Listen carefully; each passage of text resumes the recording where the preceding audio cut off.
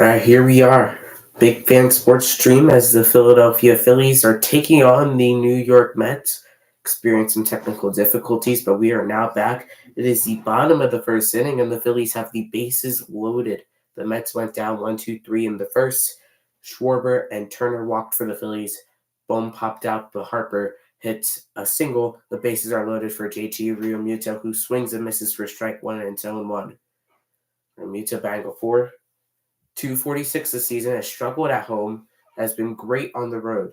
He's batting 2 for 14 this year with the bases loaded.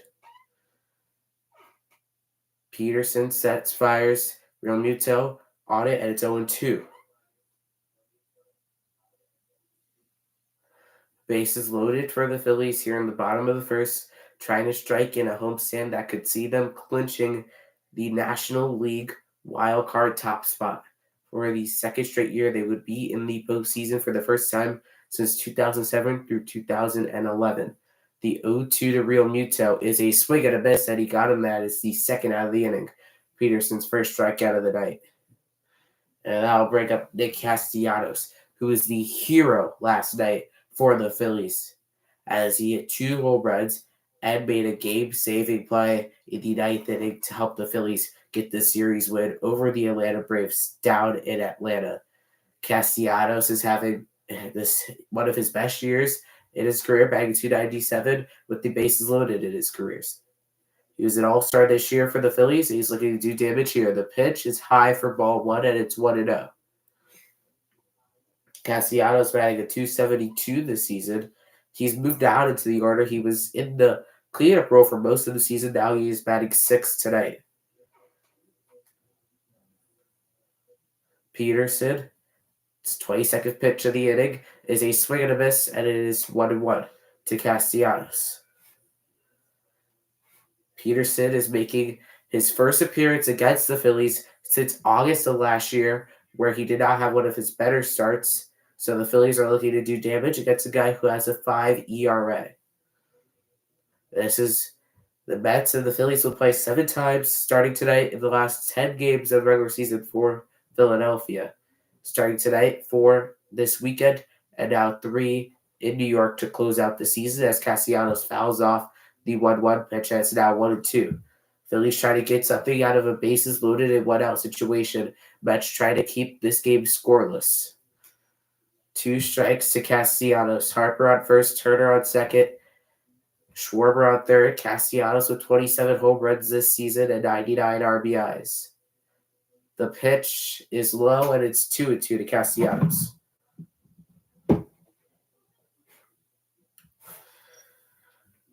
Castellanos in his last 12 games has hit 5 home runs and 14 RBIs. He's trying to add on to it here to help the Phillies take an early lead in this game.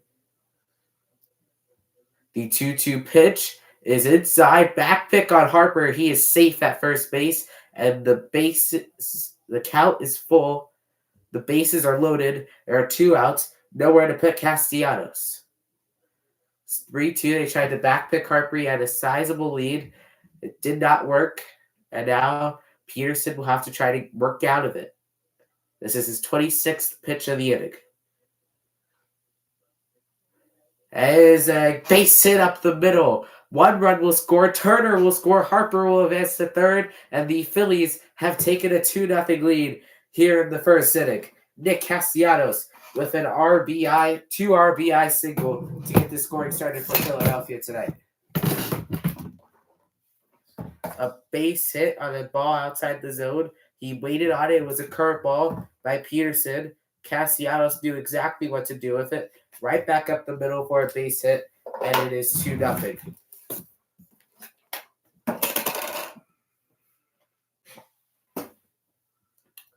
Beautiful piece of hitting, and that is a big run for the Phillies to start off this game. As Peterson's already had 26 pitches here in the first inning, as it will be Bryson Stott due up for the Phillies this season. Stott with a 758 OPS. He has been one of the better second basemen in baseball. 15 home runs and 61 RBIs, batting a .283. He's become the Phillies' everyday second baseman. He's been an everyday player for the Phillies since August of last year when he took over the shortstop role. He's been this year at second base with the addition of Trey Turner. Here comes the first pitch. It's inside for ball one. They're a runner at the corners with 2 out. Harper is at third. Castellanos is at first. Peterson has 27 pitches already in just this inning alone, trying to get out of it without letting up any more damage. Lefty-lefty matchup here. Peterson, set, fires. That slider is low and away, and it is 2-0 now to start.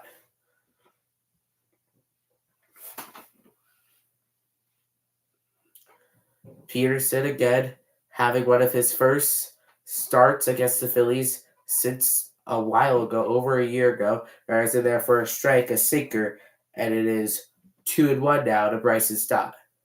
This will be pitch 30 already in just the first inning for David Peterson. Trying to get out of it without letting any more up. It's 2-0 Phillies in the bottom of the first. 2-1 is the count to Bryce's stop.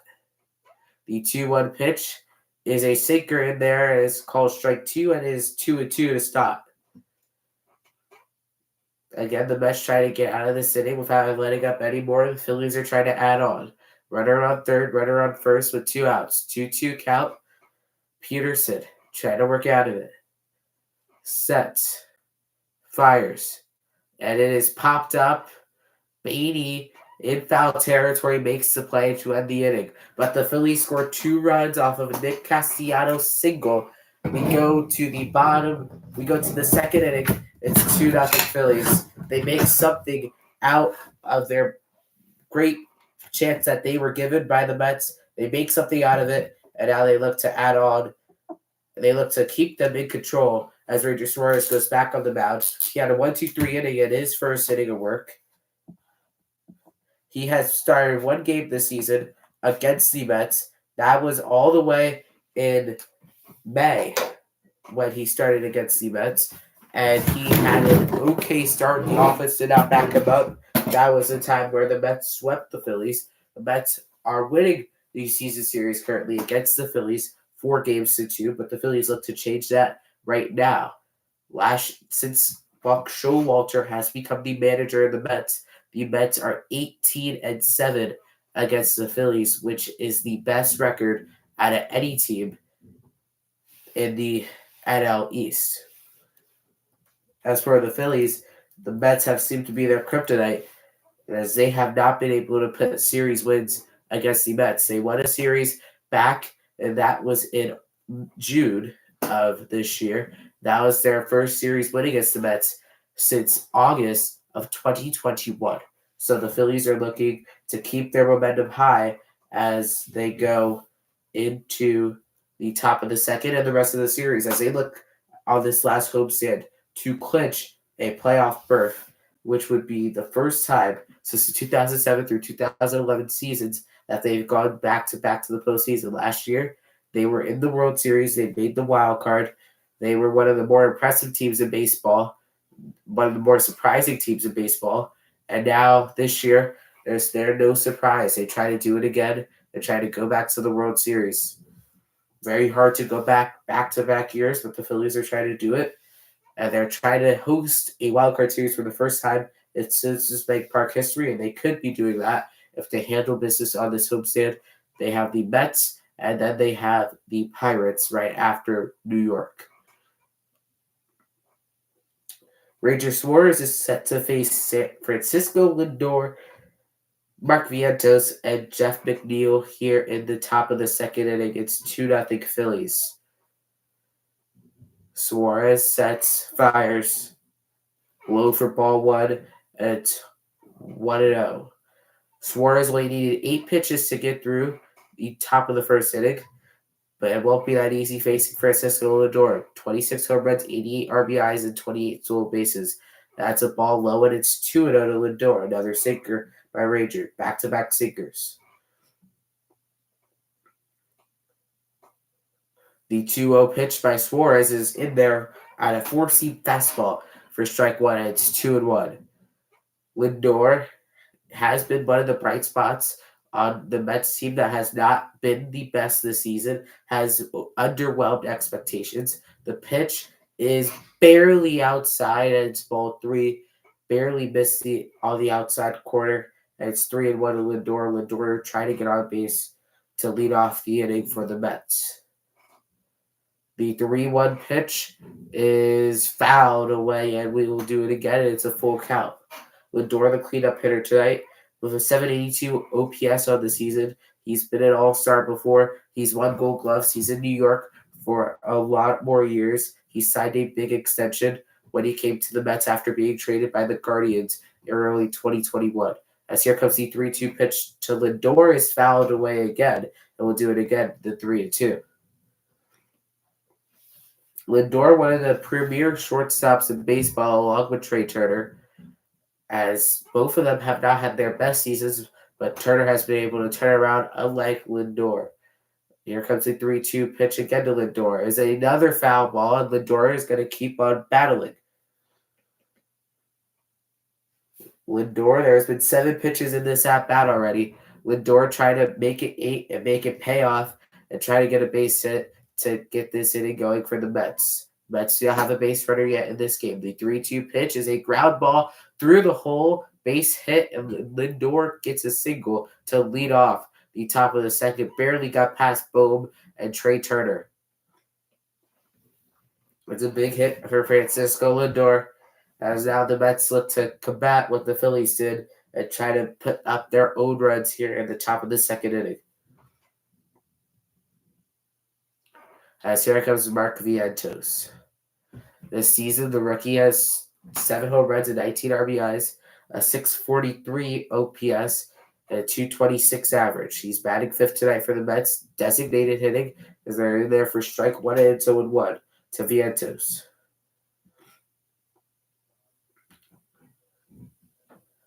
The 0-1 pitch from Suarez to Mark Vientos is a foul ball, and it's 0-2. The Phillies could definitely go back to the World Series this year. They have what it takes easily. They just have to get past Atlanta if they want to. That will probably be a very exciting NLDS matchup for the second straight year. It'll be interesting to see what happens. But Suarez is ready. He sets, and Vientos calls time. Lindor is on first. McNeil is on deck. Vientos at the plate. It's an 0-2 count. Suarez is sets. He checks Lindor the pitch. Curveball is fouled away down the left field line, and it's still 0-2. Like I mentioned earlier, Buck Showalter is the Mets manager. He is 67 years old. This is his second year managing the New York Mets. He has never won a World Series. He is, though, a 4-time manager of the year. He won the award last year as Vientos was called down on strikes as the first strikeout for Suarez in the first out of the inning. On the outside, Suarez was able to get Vientos, and that is the first out of the inning. As here comes the 2022 batting title winner for the National League, Jeff McNeil, who's had a tough season thus far for the New York Mets. A very surprising and underwhelming season for the Mets, as Lindor is off and running, and he is safe. He steals his 29th stolen base of the season, and that is big for the Mets, because that puts a runner in scoring position with only 1 away. Again, 2-0 Phillies here at the top of the second. Lindor is now on second for Jeff McNeil, who's batting a 267 this year compared to last year, where he led the National League in hitting. 10 home runs for McNeil. 53 RBIs on the season. He's a 2-time All-Star. The 0-1 pitch is barely not in there on the inside corner, and it's 1-1. Questionable call there by the umpire. It looked like it was in there, but no call, and it's 1-1. Suarez already at 14 pitches in this inning, 22 overall. The 1-1 is down the line, a fair ball, and Lindor will score, and the Mets will cut into the lead as McNeil goes to second, and he is safe. And it's 2-1 as Lindor is driven in on an RBI double by Jeff McNeil.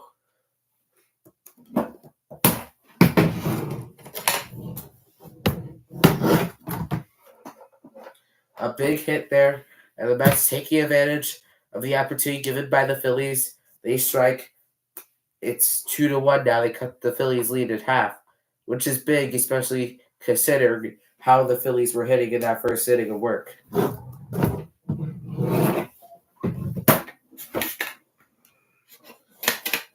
Here comes Alvarez. He takes the ball. It's 1-0. Alvarez batting at .215. He's pointed down since his early season rampage. He is a rookie, as in there, and it's 1-1. Alvarez is one of the better catchers he could be in the future in baseball. This year he has struggled, but he does have 23 home runs.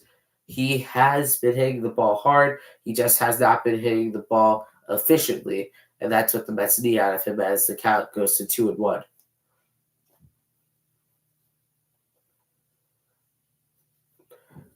Runner on second with 1 out for the Mets. It's a 2-1 count. Alvarez has the second most home runs among catchers with 23, batting at .215 on the year. The 2-1 pitch is low, and it's 3-1 to Francisco Alvarez. It would be bad if the Phillies give up a walk here, because that could put multiple runners in scoring position for Brett Beatty. Again, Buck Showalter in his second year as Mets manager. There's a fly ball.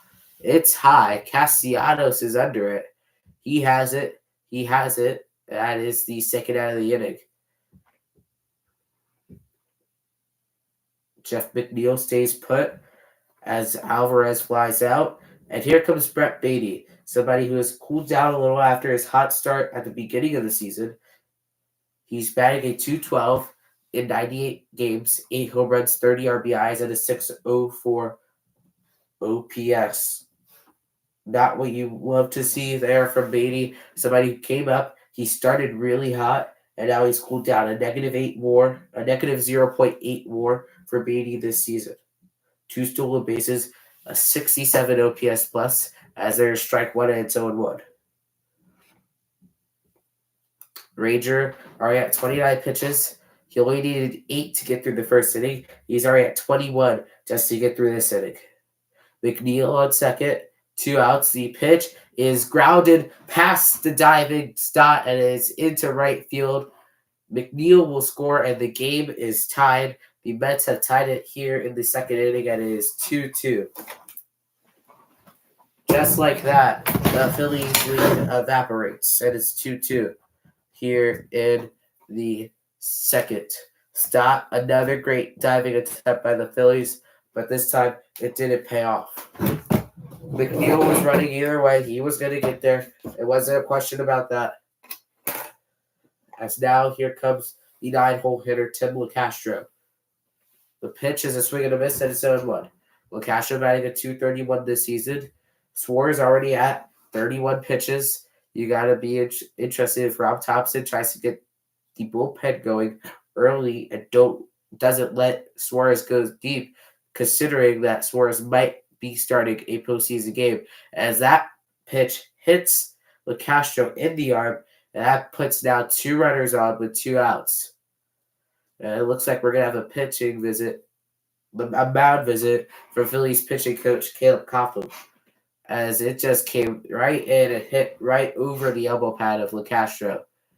And LeCastro is one of the faster runners in baseball, so a ball hit well into the gap could make this a 2-run ball game. So they're trying to prevent that from happening, as it'll be the top of the order and Brandon Nimmo due up for the Mets. Nimmo is one of the better center fielders in baseball. He has been a better outfielder for the last couple years, and he continues. He got a big contract over the offseason to stay in New York. He's batting a .272 this season, 63 RBIs and 24 home runs, looking to add on and try to potentially give the Mets the lead here. Top of the second, 2 outs, 2 runners in scoring position in a 2-2 game. Nimmo is 0 for 1 today. He flew out to the center fielder, Johan Rojas, as Nimmo swings and misses and it's 0-1. A swinging strike on a sinker by Ranger Suarez, and it's 0-1. It'd be big if the Phillies could get it out here. The 0-1 pitch. Nimmo, ground ball to Stott. He fields it cleanly over to Harper, and the inning is over. Suarez gets out of the jam, but he does allow 2 runs. The Mets tie the game, and it is now 2-2 going into the bottom of the second inning. The Mets were able to respond, and they responded quickly, and they responded well to make it a 2-2 ball game. So the Phillies look to do something here. It will be Rojas, Pache, and the top of the order for Kyle Schwarber here in the bottom of the second for the Phillies. Schwarber walked his first at bat, came around to score on Nick Castellanos' single. We talk about Kyle Schwarber. He's having a career year this year, another 45-plus home run season with the Phillies. Both of them have come with the Phillies. He's nearing 100 RBIs for the first time in his career. He's never reached it at this point. He's looking to do it tonight or possibly over the homestand. He is tied second in the National League in home runs as he looks to do something here for the Phillies in the bottom of the second inning. But we talk about Johan Rojas. He leads off for the Phillies. He has been a spark plug for the Phillies in center field. He's been absolutely incredible. Defensive run saves. He's in the top half of the league in that, and he only has been playing since July. He has been absolutely stellar for the Phillies, and he's played himself into a position where it's hard to send him back down to the minors, and he also could be somebody who could win multiple awards, some Gold Gloves, and he could even become an everyday center fielder for the Phillies. It'll be hard to move him out of there how he's played over the last couple months. Also, another outfielder who got second in the inning is Christian Pache. He has been Phillies, another spark plug, somebody the Phillies did not expect to do something for them. They got him from Oakland on this first day of the regular season, and he has been pretty good in his limited amount of at-bats this season. He bats second in the lineup in this inning, and then it'll be Kyle Schwarber to lead off the inning, to bat third in the inning for the Phillies. Well, thank you guys for watching. Make sure to hit the like button and subscribe while you're here. Got more streams coming up as we get down for the pennant race throughout the end of this regular season. It's the first pitch to Rojas is low for a ball, and it's 1-0. Rojas batting a 301, 4 stolen bases and 4 extra base hits in his last 8 games, 2 home runs and 21 RBIs in 52 games for Johan. The pitch is in there for a strike, and it is 1-1. A sinker, 91 miles an hour by Peterson. Got through the first on 31 pitches. He allowed the 2 runs. Trying to settle down here. Johan swings and misses through an 85-mile-an-hour changeup, and it's 1-2.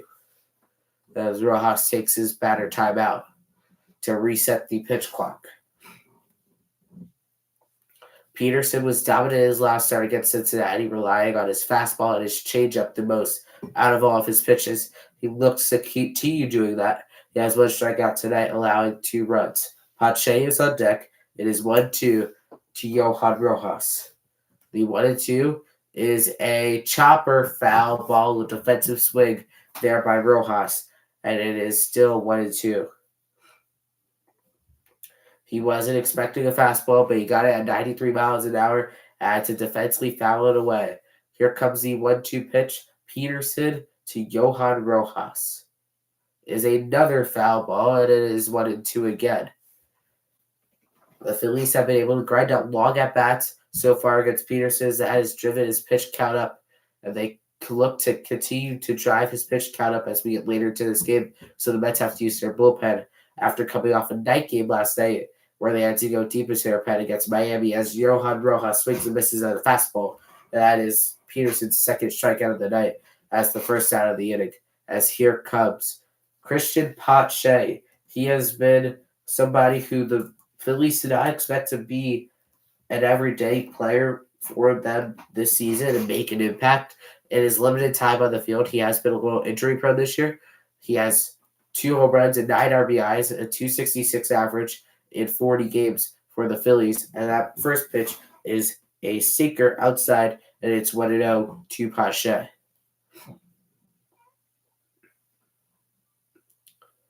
Here comes the 1-0 pitch to Christian Pache. He checks his swing. He does not, and they call it a strike. And it is 1-1. Peterson, this will be his 40th pitch already in this game, and it is still only the bottom of the second inning.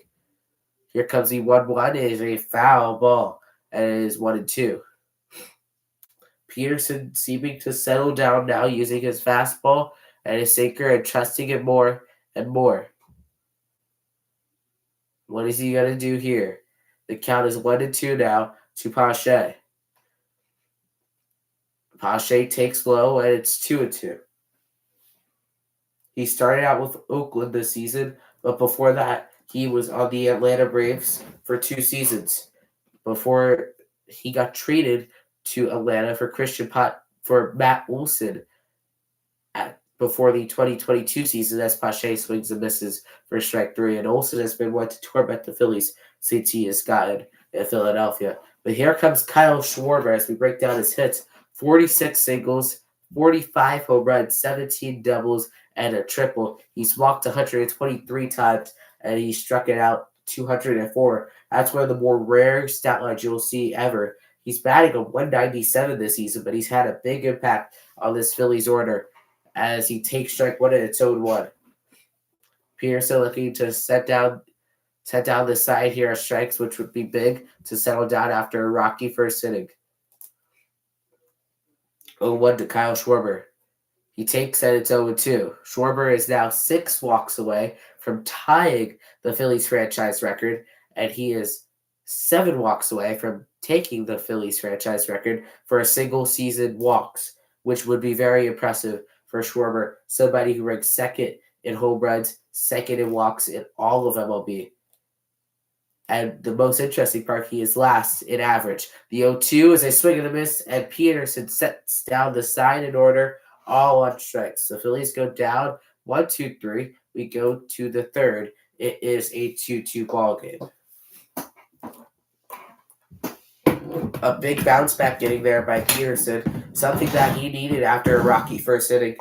So the Mets sigh relief there. You don't have to get your bullpen up early, but you definitely have to watch his pitch count. He's over 40 pitches already, and we just got through the second inning. And this Phillies lineup has been able to grind out at bats, and they look to continue. If they continue to do that here, they'll get to the Mets bullpen early, which cost the Mets a game earlier in the season against the Phillies. They look to hope that the Mets and their bullpen would do that again. Talking about the Mets bullpen, got to talk about Edwin Diaz, one of the better closers in all of baseball. Got hurt during the World Baseball Classic in March, and he was not able to pitch this season. He was the best reliever in baseball in the National League last year. He is one of the better pitchers. The Mets have been struggling since then. Since then, it's all gone downhill. They got the biggest payroll in baseball history, and now they sit a couple games above last place in the National League East. Nobody expected that going into the season. Signing Max Scherzer last offseason, going out to get Verlander this year, signing Nimmo and Diaz to big contracts over the summer. So it is a very interesting thing what the Mets do now, especially trading away Scherzer and Verlander at the deadline. But they ate a lot of their contracts, so they're handcuffed behind their backs when it comes to what they could do with hitting and trying to get free agents. But talking about the Mets' future, you got to mention Ronnie Mauricio, one of the Mets' top prospects, got called up in September, and he has earlier this month, and he has been very solid for the Mets. He looks to be a cornerstone in the Mets organization, along with Pete Alonso, Vientos, Alvarez, and Beatty over these next couple of years.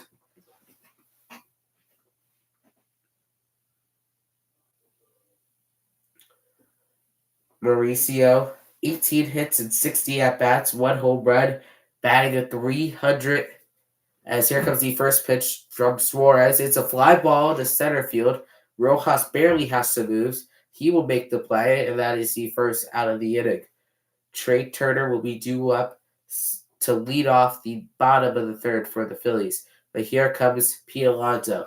He's been somebody there's been a lot of news about. He is tied second in all major leagues for home runs with 45, 114 RBIs. But the reason why is not because of his play, is because of the fact that there has been trade rumors circulating around Alonso. He was almost potentially traded to the Brewers at the trade deadline, and now he looks to stay in Met. He wants to stay in Met as there is a ball high and it's 1-1. He wants to stay with the Mets. He wants to be a New York Met. He has the third most home runs through his first 5 seasons in MLB history, only trailing Rolf Kiner and Albert Pujols. So Alonso has a bright future, but he also will want a big contract, and the Mets do not have that much money to move around once they get to Alonso's extension year. It's a 2-1 pitch to Pete Alonso. It's outside, and it's now 3-1 to Alonso. A four-seam fastball at 93 miles an hour will bring up Francisco Lindor is on deck. Alonso's 0-1 today. The pitch is outside for ball 4, and that'll put a runner on now for the Mets for Francisco Lindor.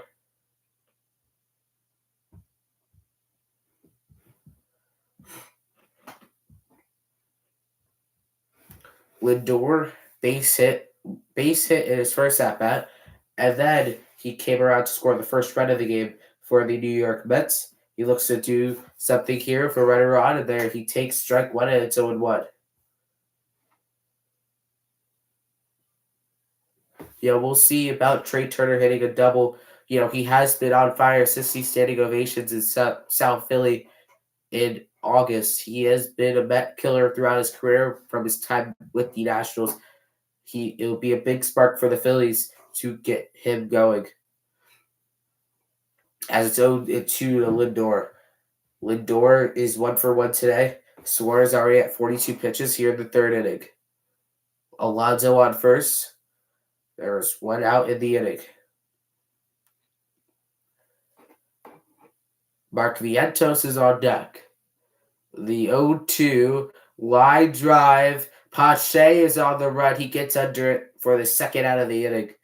And that keeps Alonso at first. He couldn't find it at first. He finds it through the lights, and he makes the second out of the inning. It's a big second out, which will prevent anybody from moving up, as it will be Mark Vientos coming up to the dish.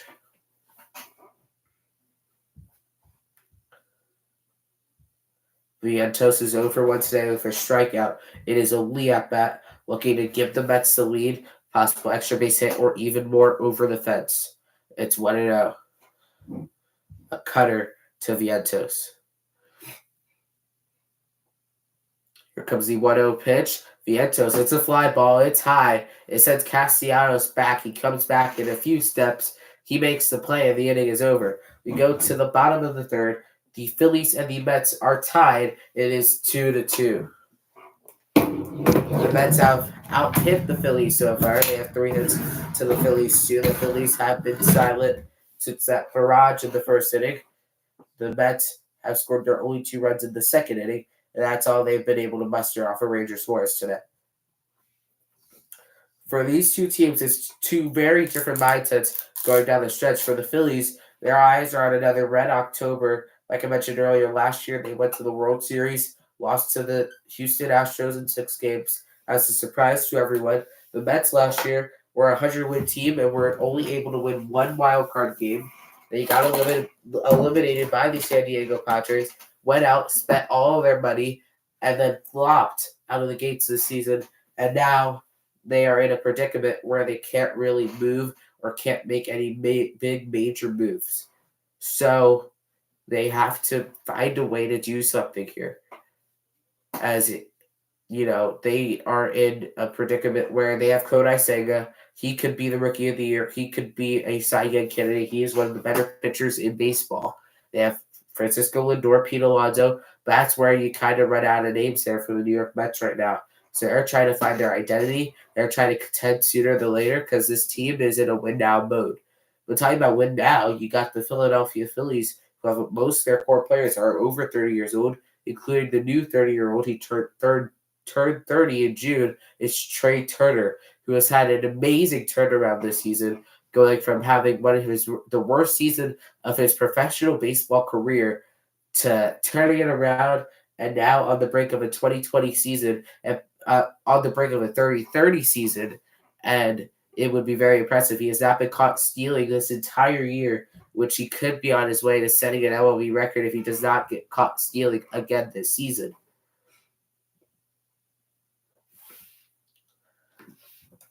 He's second on the Phillies in home runs. He has completely turned it around from where he started off to now where he is. It is one of the more impressive things I've seen as a Phillies fan. 26 home runs this season, batting at 267. He walked in his first at-bat and he came around to score a run. The first pitch from Peterson is low and it's 1-0. Turner walked in his first at-bat. He has a 782 OPS on the season, 26 home runs and 75 RBIs. This is his third team. He's also played for the Washington Nationals and the Los Angeles Dodgers. The 1-0 to Turner is a foul ball, and it is 1-1. Turner has the second most hits in baseball since 2018, only trailing his former Dodger teammate Freddie Freeman. He has been an absolute hit machine, and he's turned it completely around this season, on a season where it seemed like all hope was lost to a point.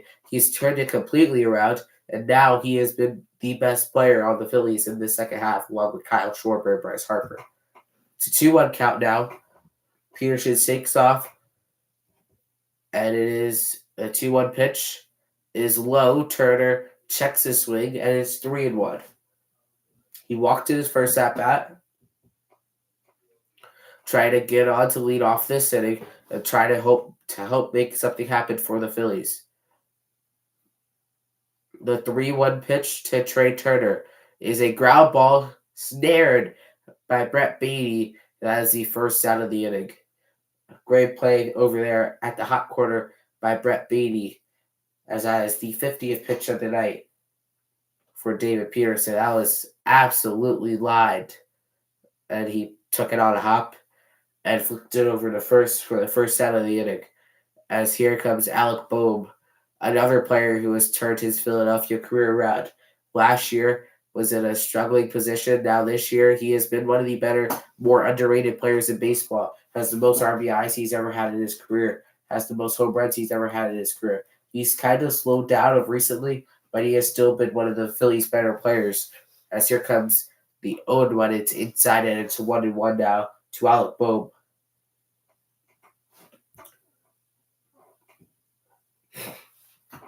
Trey Turner going over his at-bat in the dugout as here comes the 1-1 pitch to Boehm. Is it outside and it's 2-1.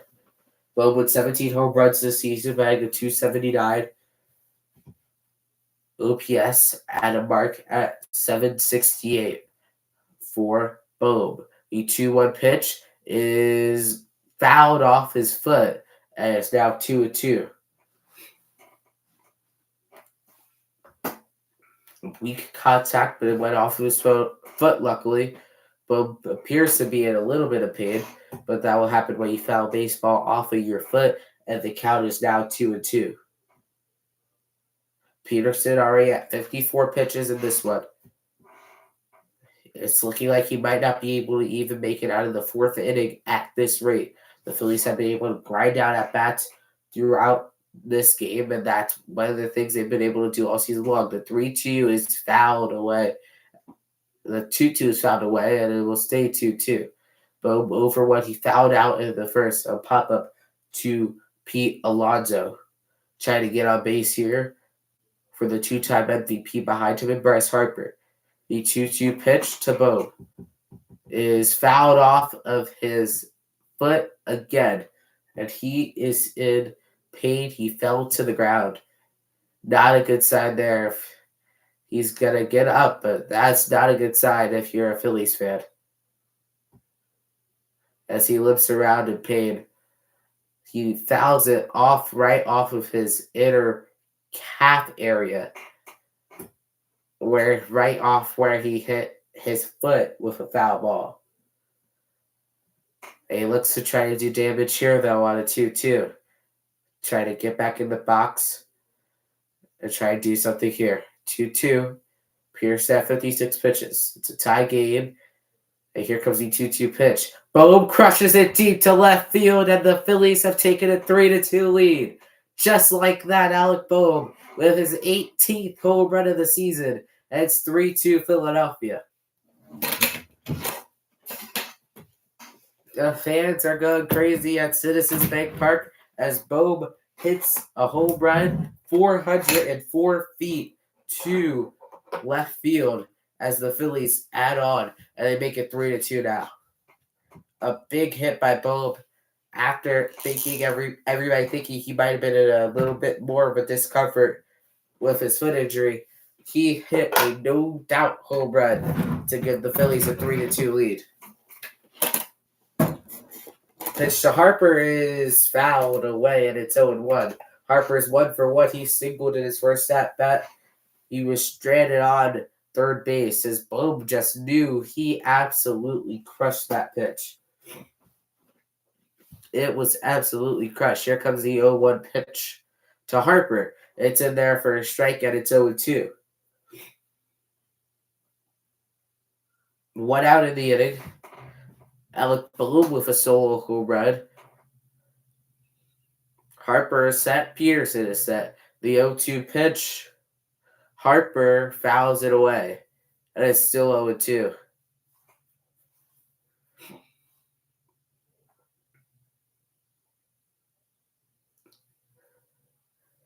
Harper 1 for 1 today with a single. He has been a corner piece of the Phillies turning this around. And Harper with a base hit up the middle. That will be another hit for the Phillies. That puts a runner on. For JT Realmuto. Harper's second single of the game already off of Peterson, seeing him well like he has throughout his career, and seeing the Mets well like he has throughout his career. As now, here comes JT Realmuto. The Phillies need Realmuto to try to get back to how he's been, like an MVP type, one of the better catchers in baseball type player.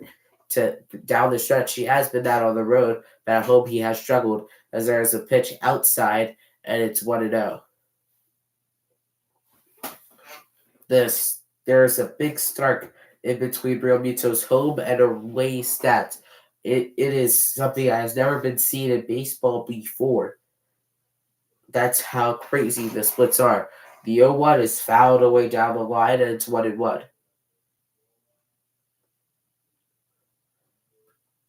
Yeah, Boehm just hit it right off of it, and he knew. And that swing was the same exact swing. He was just better on time with it. And he absolutely crushed the home run, which is big for the Phillies now, as it's 3-2. The 1-1 is another foul ball to Realmuto, and it is again 1-2. At home this season, Realmuto is batting a 192 with a 566 OPS. On the road, Realmuto is batting a 301 with a 944 OPS, 14 home runs and 30 RBIs compared to only 5 home runs and 27 RBIs at home. For one of the better catchers in baseball, another foul ball, and we'll do it again. Count is 1-2 to Realmuto. The speedy Bryce Harper is on first base. Castellanos is on deck. He started off the Phillies scoring in the first inning with a 2-run single, Castellanos, and he is on deck. Here comes the 1-2 to JT Realmuto. As another foul ball, and we'll do it again. That is Peterson's 66th pitch of the game. That pitch count is already getting really high, higher than what you would want for your starter coming off of another consecutive games where the Mets haven't had an off day in a pretty long span. Here comes the 1-2 pitch to Realmuto. It is another foul ball. 6 pitches in the at-bat already for Realmuto. He has been fouling it off. He has been staying alive. He has been working Peterson's pitch count just like the rest of the Phillies have tonight. The lefty is getting set. Harper on first, 1 out of the inning. The 1-2 pitch to JT Realmuto is outside, and it's 2-2. Peterson is getting a little frustrated here because he has just been throwing great pitches, but the Phillies have been patient enough not to take them, and it's still 2-2. Realmuto up, Harper on first, Castellanos on deck. The 2-2 pitch is low, and it's 3-2.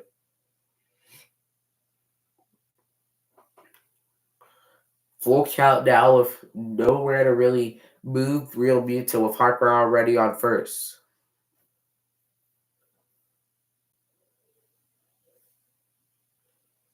Here comes the 3-2 pitch. Tries to pick off Harper. It does not work, as that is his first disengagement of this at-bat. Harper at first. Full count. 3-2. To JT Realmuto. Is through the whole base hit. Harper out second. He's heading to third.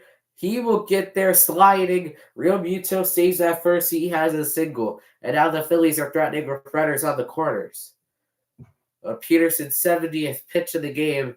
The Phillies make it work. Realmuto with a hit. An opposite field hit for Realmuto. Just threw his hands out there. Was able to make contact right through the hole where nobody could get it. Harper was off and running. Mauricio made the mistake of covering, and that led to extra base for Harper. As now the Mets will have a mound visit with Peterson. He's already at 70 pitches, and we're only in the third inning.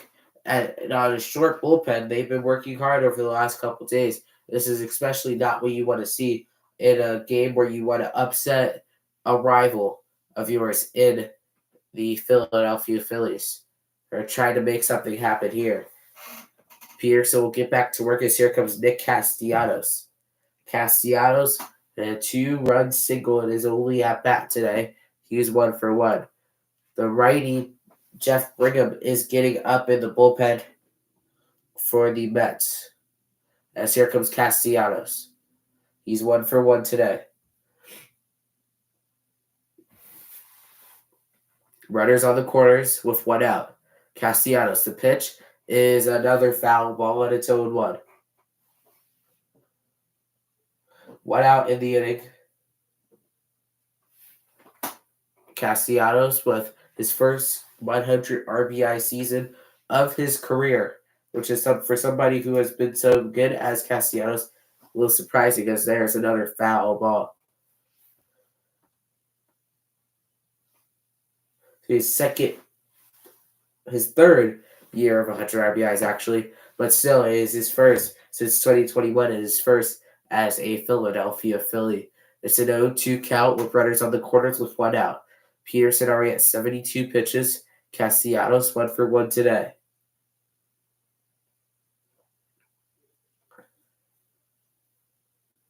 Tries to pick off Realmuto at first. Doesn't matter. Realmuto is back safely. Castellanos' next RBI would be a career high for him. His career high was 101. He's tied it. There's a fly ball deep to right field. Back is McNeil. He makes it right. The catch right in front of the wall. It will be the second out, but Harper will tag up and score, and it's 4-2 Phillies. So Castellanos does set a new career high in RBIs. He just misses his 28th home run of the season. But it is a productive out. 4-2 Phillies.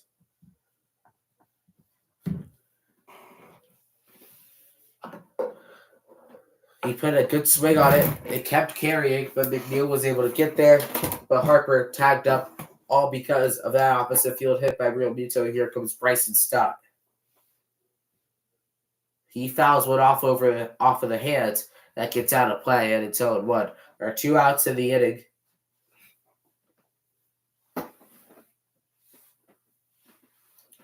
as Castellanos again hit his 102nd RBI of the season, a career high, his 6th RBI in the last 2 games, which is something crazy to think about how hot Castellanos has been in his last couple games.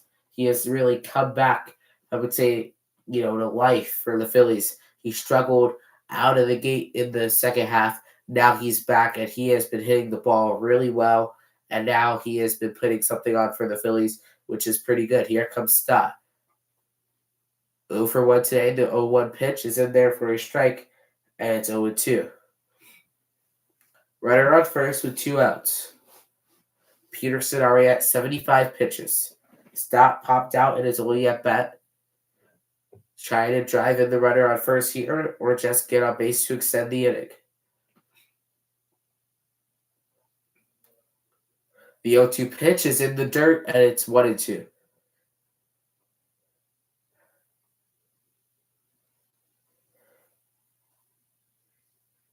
Johan Rojas is on deck for the Phillies. Peterson already at 76 pitches. If Stott reaches, will he face Rojas? I do not know. Here comes the 1-2 pitch to Bryce Stott. He gets him swinging at his strike 3, and the inning is over. But the Phillies scored 2. One on an Alec Bohm home run, his 18th on the season, and one by Nick Castellanos on a sacrifice fly. It is 4-2 Phillies now. They add on 2 off of David Peterson, which is a big add for Ranger Suarez, who's been pretty solid tonight. But, the Phillies need a little help to try to stave off some other teams to keep the top wildcard spot as we look through the scores right now in baseball. The Braves are beating the Nationals 5-1. They are in the bottom of the 4th inning in that one. The Yankees are down 10-3. They are winning 3-0 against the Blue Jays. That game is in the bottom of the 5th. The Orioles and the Guardians are tied in the top of the 4th, 0-0, with a Baltimore win or Cleveland loss.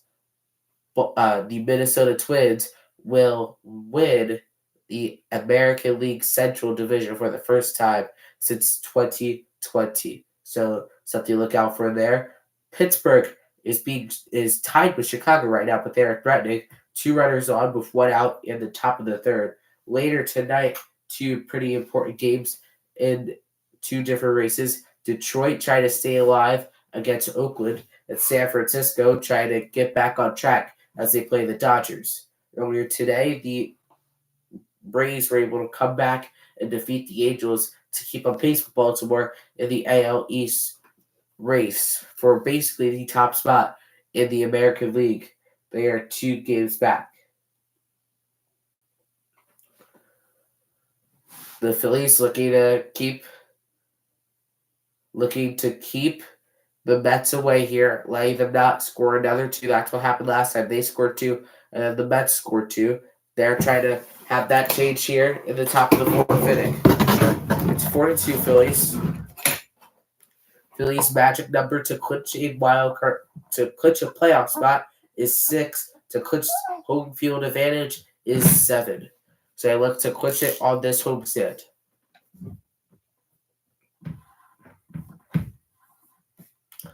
As we get back down here to the top of the 4th inning in Philadelphia, it will be McNeil, Alvarez, and Beatty due up for the Mets.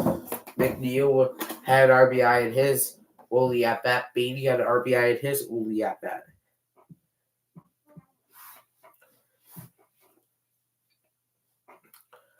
As it's 1-0 to McNeil. He is 1 for 1 with an RBI double. 1-0 count. Here comes the pitch from Ranger Suarez. Is low, and it's 2-0.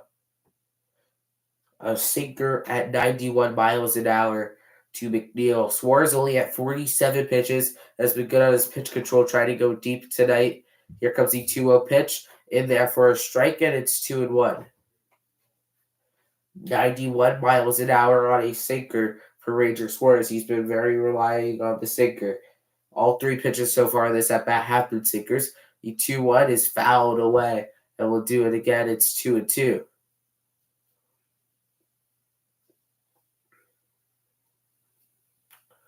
as McNeil calls his batter timeout. 2-2 is the count. No runners on, no out in the inning, and he is the leadoff batter. He has been heating up as recently by his last 47 games, a 298, 7 home runs, and an 801 OPS. The 2-2 is a line drive down the line, and oh no, that is going to get to the corner. McNeil is going to round second. He's heading for third. Castellanos bobbles the ball. McNeil is there at third. He has himself a triple, his fourth triple of the season, and that is not what you want to see to lead off the inning. McNeil was able to get there. It wasn't even a play. It was a stand-up triple. It was right down the line, perfectly placed. Once you get it into the corner at Citizens Bank Park, it is hard not to have a triple. A perfectly placed ball by Jeff McNeil. And he never started thinking about not going to third. He had third all the way in his mind. There's strike one to Francisco Alvarez, and it's 0-1. Runner on is McNeil. He is on third. There are no outs in the inning. Alvarez is 0 for 1 today. The 0-1 is a fly ball to center field. Johan Rojas is there, but it won't matter as McNeil will score, and it is 4-3 now as a sacrifice fly by Francisco Alvarez makes it a much closer game. Cuts it from a 2-run game to a 1-run game as Suarez gives up another run.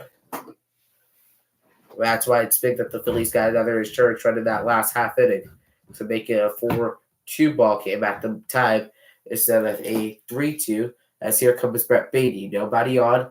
As foul, it's going to stay in play. Suarez, another great defensive play for the second out of the inning.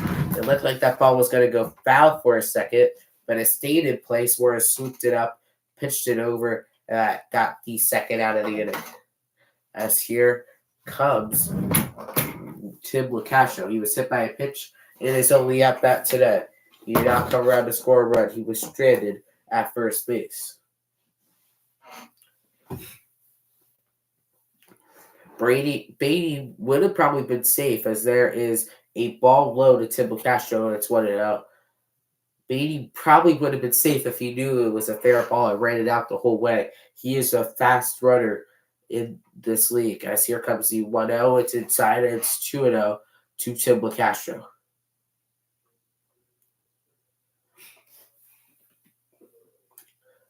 LaCastro this season, 1 home run and 1 RBI, batting at .231. The 2-0 pitch is fouled away, and it's 2-1.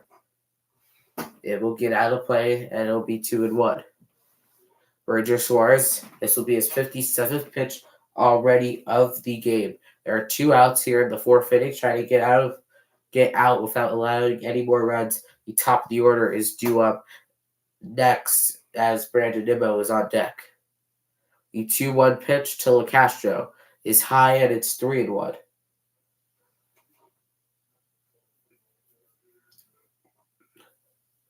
4-3 Phillies here at the top of the 3rd inning. Top of the 4th inning. Here comes the 3-1. Is another foul ball, and it's 3-2. Ranger Suarez, this will be his 59th pitch of the evening. 4-3 Phillies. Trying to get out of it. 3-2 count with 2 outs. Nobody on. The pitch. Strike 3 looking, and that ends the inning. Suarez with a big strikeout as that ends the frame, and it's 4-3. Jeff McNeil makes it a 1-run game with a triple down the right field line at Citizens Bank Park.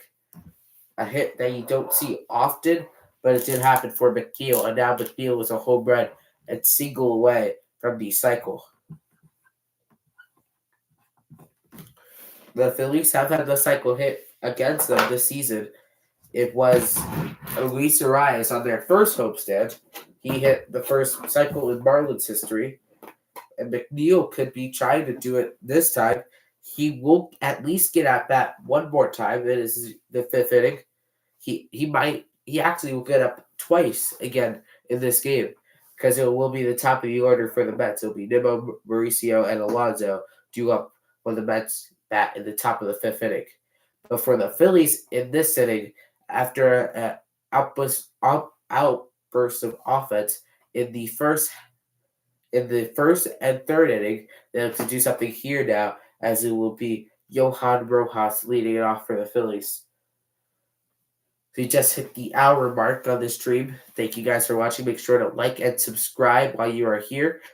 We'll be streaming again tomorrow night as game 2 of this 4-game series as the Philadelphia Phillies take on the New York Mets. So make sure to stay tuned for that tomorrow night at 7:05 Eastern Time. We will be live for that.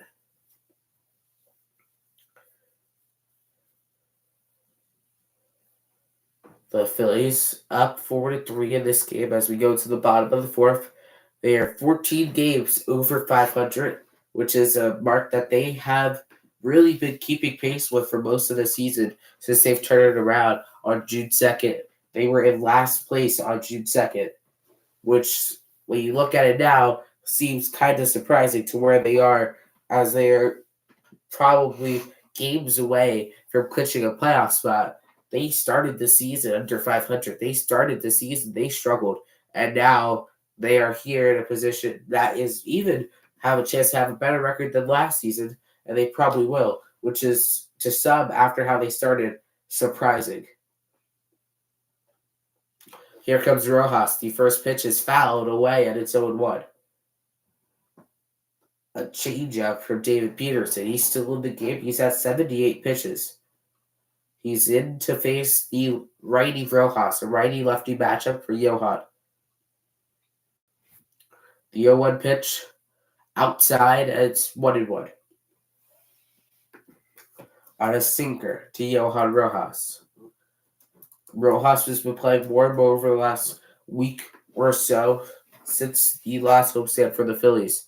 The pitch is outside, and it's 2-1. The Phillies, in certain aspects, are definitely a much better team than last year. They have more depth, I would say, this year. Their pitching staff could be better than last year. The 2-1 pitch to Johan is fouled away, and it's 2-2.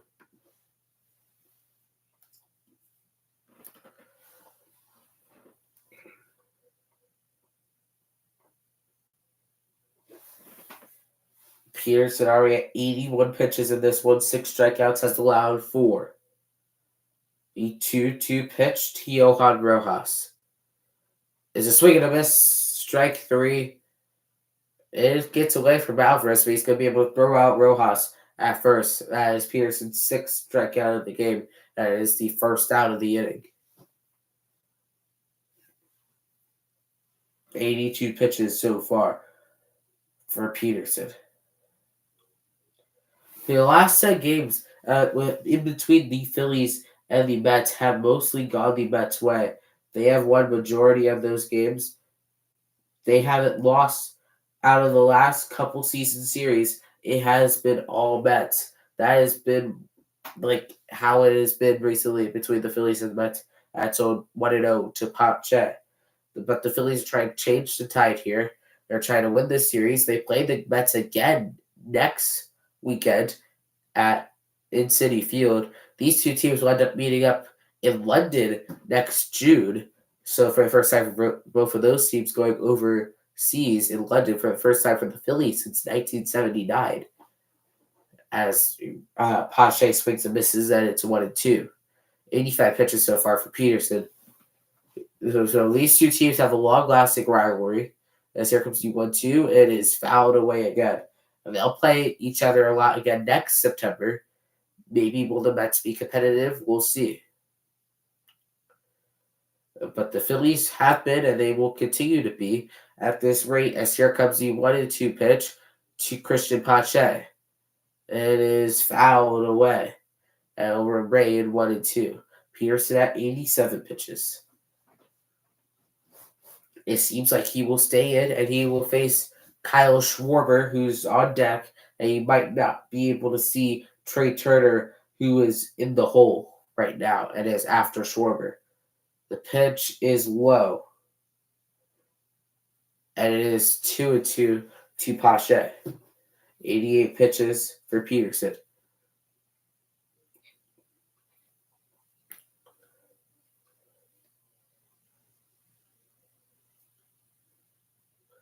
2-2 pitch. Pache, ground ball to Marcio. He makes the play for the second out of the inning. As here comes Kyle Schwarber. He has been the Phillies leadoff guy for the last year, 2 years, and he has been absolutely incredible. He has hit 91 home runs as a Philly, which has been absolutely a spark plug since he's come in Philadelphia. He signed as a free agent after being a Red Sox and a National and a Cub. As there he takes ball one. That's one of his best talents is how he is patient in his approach at the plate. That's helped by Phillies hitting coach Kevin Long, who was there when Schwarber was in Washington along with Trey Turner and Bryce Harper. So most of the Phillies are familiar with Kevin Long at this point, even before him coming to Philadelphia. He pitches, swung on and missed, and it's 1-2. Schwarber has struck it out and walked. It is 2 at-bats today. Seems like a regular Kyle Schwarber day at the plate, just missing a home run. The 1-2 pitch, and it is down the line, a foul ball, and we'll do it again, 1-2. Schwarber gave that one a good ride, but it curved foul, and we'll do 1-2 again. Peterson at 93 pitches, as Schwarber calls a timeout. His batter's timeout is what he will call, and now he will get back in the box, and we'll do the 1-2 again. The 1-2 pitch to Schwarber is on the outside corner for strike 3. Schwarber doesn't like it. It was barely outside. That is the end of the inning. A 1-2-3 inning for Peterson. Another one, the second one of the day, as we go to the fifth. It is 4-3 Phillies. A borderline pitch by Peterson, which will probably end his day. He goes 4 innings. He allows 4 runs. He gets 7 strikeouts of the Phillies following his 10 strikeout performance. So Peterson, if you're a Metzer, you got to be happy how Peterson has been pitching and hopefully how he will continue to pitch. He could be a great rotation piece in your future plans if you are the Mets. As for the Phillies, they will send Ranger Suarez back out there for another inning where he's been pretty efficient. Just hasn't had his best stuff. He had really good stuff down in St. Louis. He's looking to get that stuff back and try to have another performance just like that. He took a no-hitter in his last start at Citizens Bank Park. He took a no-hitter into the 7th inning, but lost, and the Phillies ended up losing that game. The bullpen fell apart throughout that game. So he looks to do that. He can't get the no-hitter at this point, but he still looks to try to do some sort of damage and tries to limit what the Mets could do on the offensive side of the ball. But it will be the top of the order due up for the Mets. It will be Brandon Nimmo, Mauricio, and Alonso. They are combined 0 for 5. Alonso has walked. That was in his second at-bat.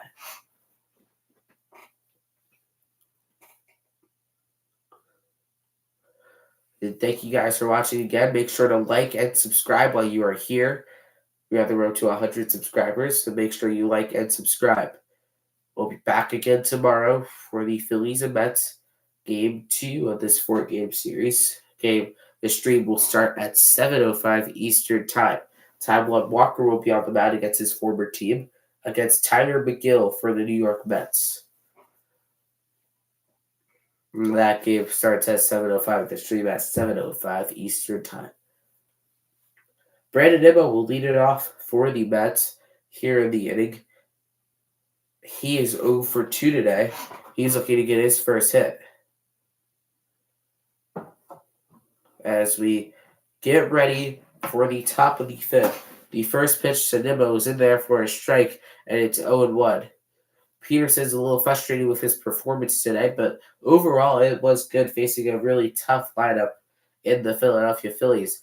The second pitch of the at-bat is in there, and it's 0-2 to Brandon Nimmo, who is 0 for 2 today. Suarez, that was his 61st pitch of his outing. He could even go 6 or 7 innings at this pitch count so far. The 0-2 is grounded softly back to Suarez. He will take his sweet time getting the ball over to first, and that is the first out of the inning. Just an easy tapper for Suarez. He handles it and gets Nimmo out for the first out of the inning, and it will be Radio Mauricio. Mauricio looking for his first hit of the game so far of the series, as there he takes the ball high, and it is 1-0. 2 flyouts for Mauricio. It is 2 at-bats.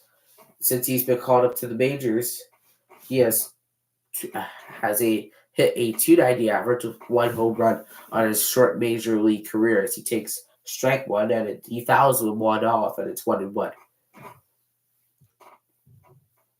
Here comes the 1-1 pitch to Mauricio. Is another foul ball, and it's 1-2. Suarez try to take quick work of these Mets order and try to get the heart of the order back up for the Phillies. It will be Turner, Bohm, and Harper up for the Phillies, as there is a ball outside, and it's 2-2. Suarez are at 66 pitches, looking to limit them to try to get through the rest of the game.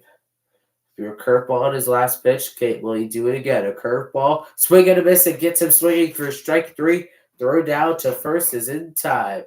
And that is the second out of the inning. It's Rangers' third strikeout of the game. A beautiful curveball in the dirt to get him swinging. It's a great pitch there by Ranger Suarez. And that is the second out as Pete Alonso comes up to hit. Alonso is 0 for 1 today with a walk. Top of the Mets order has not really done much damage. The bottom of the order has done most of the damage. Alonso again 0 for 1 with a walk in his first at bat, takes the ball, and it's 1-0. The 1-0 pitch to Pete Alonso is in there for a strike, and it's 1-1. Alonso, 45 home runs, 114 RBIs, both tied second in the major leagues. The 1-1 pitch to Alonso is high, and it's 2-1.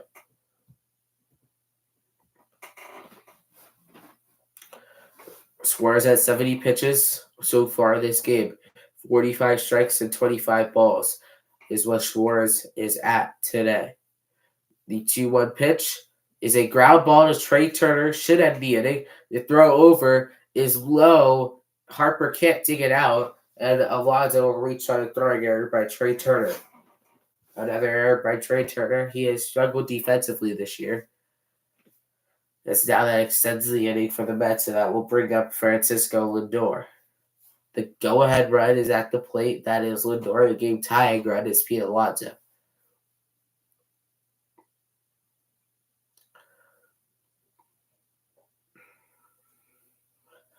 It is ruled an error on Trey Turner. As here comes Alonso. The pitch is in there for a strike, and it's 0-1. A four-seamer.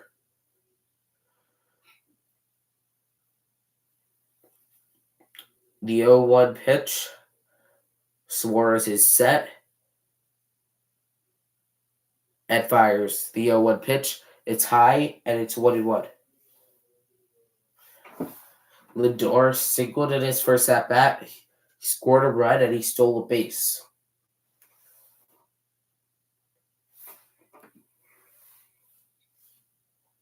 One pitch. Lindor fouls it away, and it's 1-2.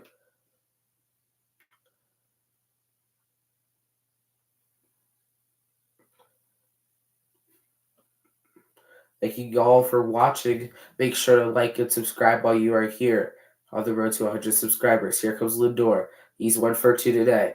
Ranger trying to work his way out of the inning as Lindor calls a timeout right before Suarez was about to pitch the ball. Luckily, Suarez did not pull any muscles or get injured there.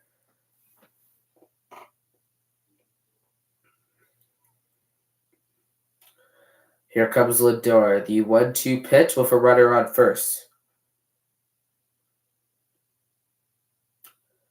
The pitch called. Strike three, and the inning is over. Suarez is able to get out of it. No runs allowed.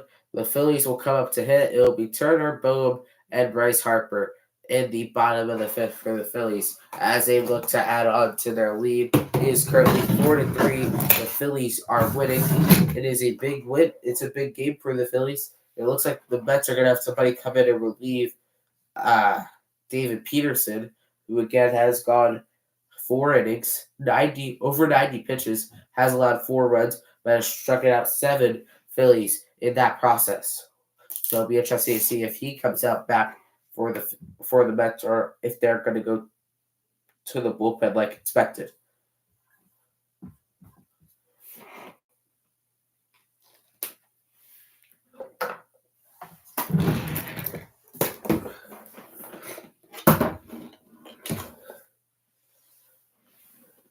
Yeah, said the Mets will be making a pitching change.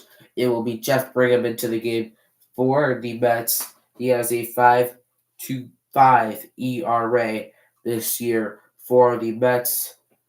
He is from Federal Way, Washington. He is 31 years old. The righty is 6', 195, drafted in the 4th round of the 2014 draft by the Los Angeles Dodgers. He's played for Miami for most of the beginning of his career from the 2018 through the 2022 season. This is his first year in New York so far with the Mets in 8 games. So far against the Phillies in his career. 8 games, 0-1 record in 9 innings, 10 strikeouts, 2 walks, and an ERA of 3.86. As he looks to calm the storm down for the Mets, as they are losing in this game right now. They're trying to work their way back and try to, upset the Phillies in Philadelphia. Something the Phillies don't see coming. They think, they're trying to take it easy. Not take it easy, but they want to win games, and they have an easier part of their schedule, and it seems to have no chance really to make the playoffs. So they try to take advantage and try to just gain ground as much as possible, with the other teams having a little tougher schedules down the stretch.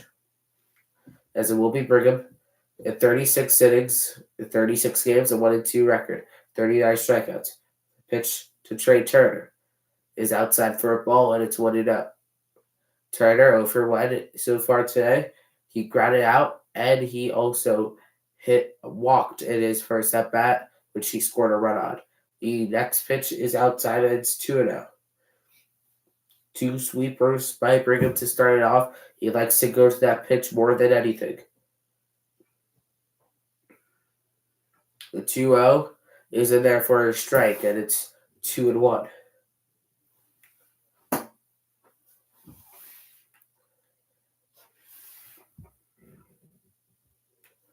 The 2-1 pitch to Turner is a swing and a miss, and it's 2-2. Alec Bohm on deck, he hit a home run in his last at bat, and then Bryce Harper, who is 2 for 2, is due behind him. The 2-2 pitch to Turner is outside, and it's 3-2. Another sweeper. Brigham has gone and sweeper in every single pitch besides the 2-0 count pitch, which was a strike. The 3-2 is low for ball 4 and outside. That puts a runner on. Turner walks. That is his second walk of the game, and that will bring up Alec Bohm. Peterson a little frustrated. He goes 4 innings, 5 hits, 4 runs. All of them are 2 walks and 7 strikeouts. A pretty solid day. He would have wanted to do more coming off of his last start, which was impressive against Cincinnati, but he wasn't able to do more against a really good offense. As here comes Bohm. He's 1 for 2 today. The pitch is in there for a strike. And it's 0-1. A fastball to Bohm. 18 home runs and 93 RBIs for Bohm on the season. A career year for Alec Bohm. Here comes the 0-1 pitch to Bohm. Is fouled away.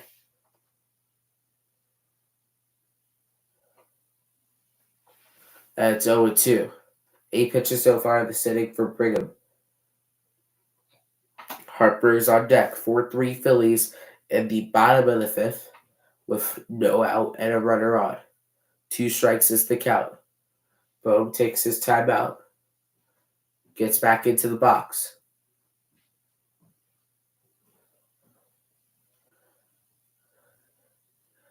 Here comes the 0-2, and they pick off Turner. He is safe back at first base, so that is the first disengagement. Harper is on deck. Real Muto is in the hole. The Phillies have been hitting all night long. They'll have to continue it here to extend their lead. The 0-2 pitch is fouled away. 1-2. 0-2 still to Alec Bohm. Tonight for the Phillies with 2 strikes, the offense 5 for 14 with a home run and 4 RBIs. All 4 of their RBIs have come with 2 strikes. So just like they have all season, they've been battling at every chance they have, and they have been hitting the ball well. That ball is high, and it's 1-2.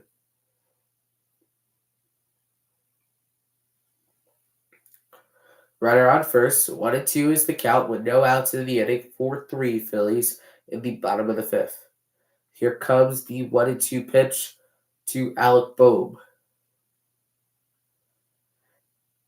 Swung on and missed for strike 3, and that is the first out of the inning. As here comes Bryce Harper. Harper's 2 for 2 today. He has hit 2 singles. 1 in the first inning, 1 in the third inning. He has come around and scored once.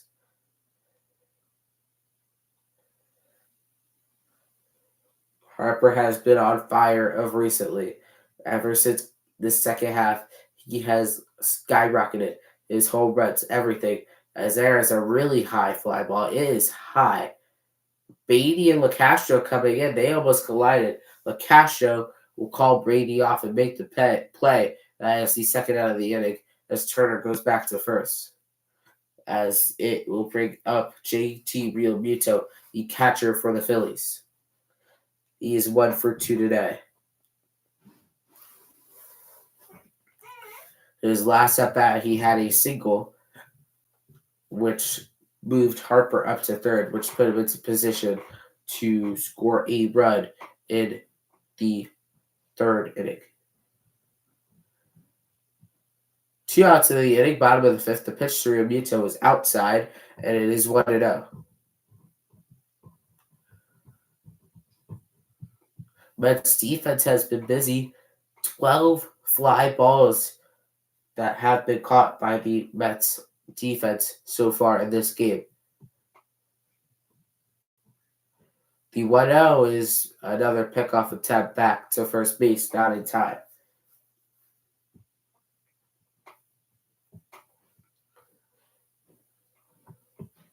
Single to the third was Realmuto. He's bagged 249 on the season with 19 home runs and 57 RBIs, closing out a back-to-back 20 home run seasons. Is Realmuto.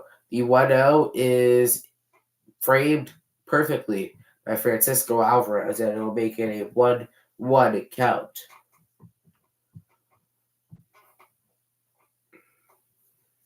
1-1 with 2 outs in the inning.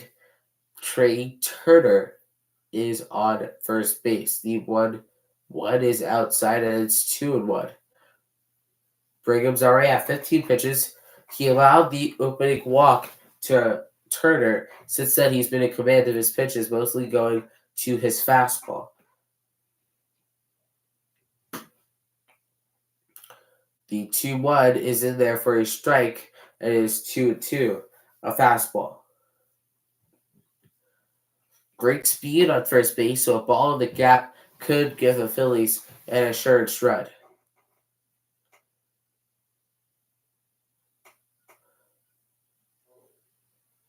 The 2-2 pitch, Brigham tries to pick off Turner. It does not work. As the second pickoff attempt, does the second disengagement, so Turner will likely be on the move here.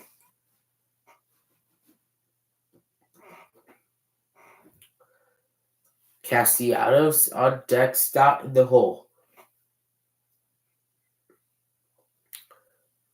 Turner, the 2-2 to Realmuto is another foul ball, and it will remain 2-2. Realmuto tried to battle, trying to extend the inning for Castellanos.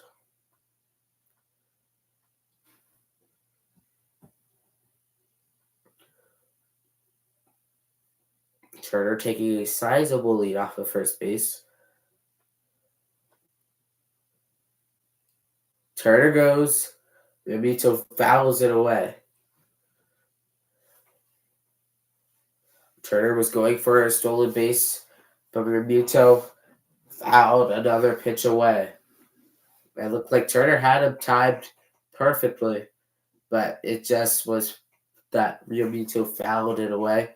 28 times Trey Turner has stolen a base without being caught. Is the longest single season streak since Whit Merrifield back in 2021. Turner is often going another foul ball by Realmuto, and we'll do the 2-2 again. Remember, 4-3 is the score here in the bottom of the fifth for the Phillies. 1-1 runner on first. Castellanos is on deck. There are 2 outs in the inning. The count is 2-2. Brigham came on in relief of David Peterson, who had an interesting start, allowing 4 runs. Another 2-2 pitch. Ball's in the dirt. 3-2. Castellanos on deck. It's a full count. This will be the 9th pitch of the at-bat to JT Realmuto. Turner is on. He is ready to run. He's going to be off. The 3-2 is a swing and a miss. Brigham gets out of the leadoff walk. Phillies go down after the leadoff walk. It's still 4-3 Philadelphia after 5.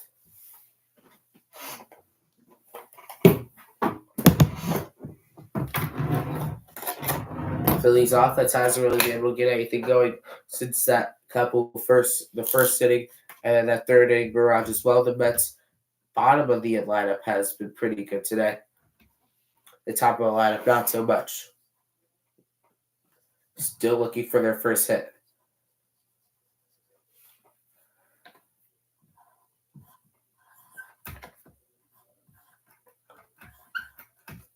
As we enter the 6th inning in Philadelphia, we look at the scores around baseball right now.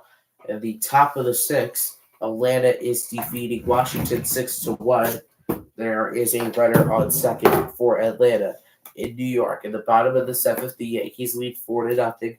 They have a runner on second with only 1 out. Cleveland trying to stay alive and keep their postseason hopes and dreams alive. They're up 2-0 against Baltimore at the top of the 6th. Chicago is down, trying to gain ground on Philadelphia and Arizona and stave off Miami and the other teams under them. They are down 2-0 to Pittsburgh. Pittsburgh has runners on the corners with 1 out. Later tonight, the Giants will take on the Dodgers in a big game in the National League West. Over on the NFL, the Giants and Niners are tied on Thursday Night Football, 3-3. The Giants are without Saquon Barkley tonight. So this is pretty impressive that they are still in this game. For the Mets, it will be the 5, 6, and 7 hole up.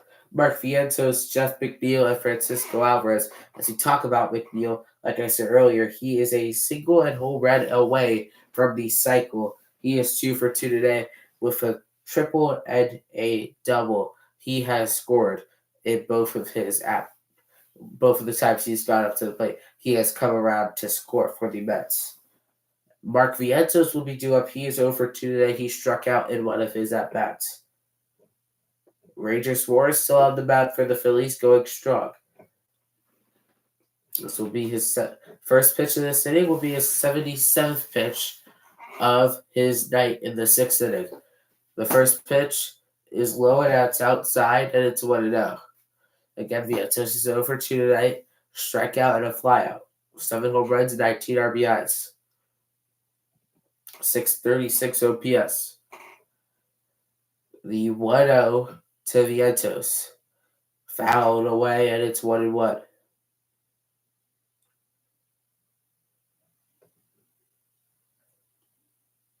77 pitches for Suarez. Vientos, the 1-1 is another foul ball, and it's 1-2. Vientos is trying to get on the ball. He hasn't really been able to get on it yet. If he get on it, maybe he can even tie this game up for the Mets, which could be big. The count is 1-2. The pitch to Vientos is golfed to deep left field. It is over the head of Pache, and it is gone. This game is tied. Mark Vientos hits a solo home run, his 8th home run of the season, and it is now 4-4 in the top of the 6th inning. Vientos was able to just golf it out of the stadium on a curveball that was low. He had to get down on one knee like he was proposing, and he just golfed it out, barely got out, about 3 rows deep out in left field. As the Mets have new life, as it will be Jeff McNeil due up. The first pitch, McNeil swings, it's popped up. Trey Turner is under it. He has it, first out of the inning. Suarez now at 80 pitches. Scores now 4-4 New York, as they're able to tie it on a home run by Mark Vientos.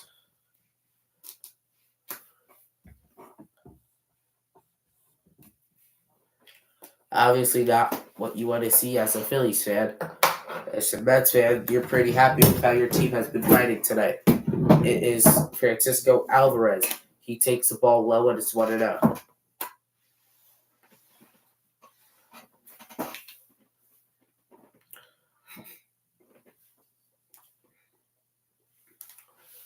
The 1-0 pitch to Alvarez is in there, and it is 1-1. No runners on. There is 1 out of the inning. 1 run has come across the score on a Mark Vientos home run. The 1-1 is a swing and a miss on a ball above the zone, and it's 1-2.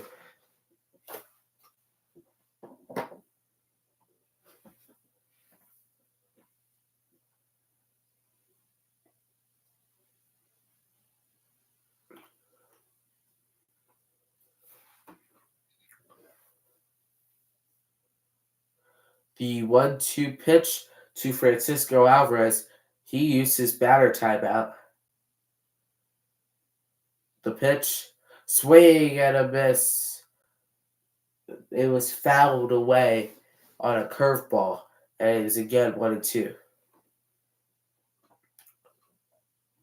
It looked like he swung and missed on that pitch, but according to the umpire, he tipped it. Here comes the 1-2. That is a swing and a miss, and it's strike 3. Suarez's 5th strikeout of the night. That is the 2nd out of the inning.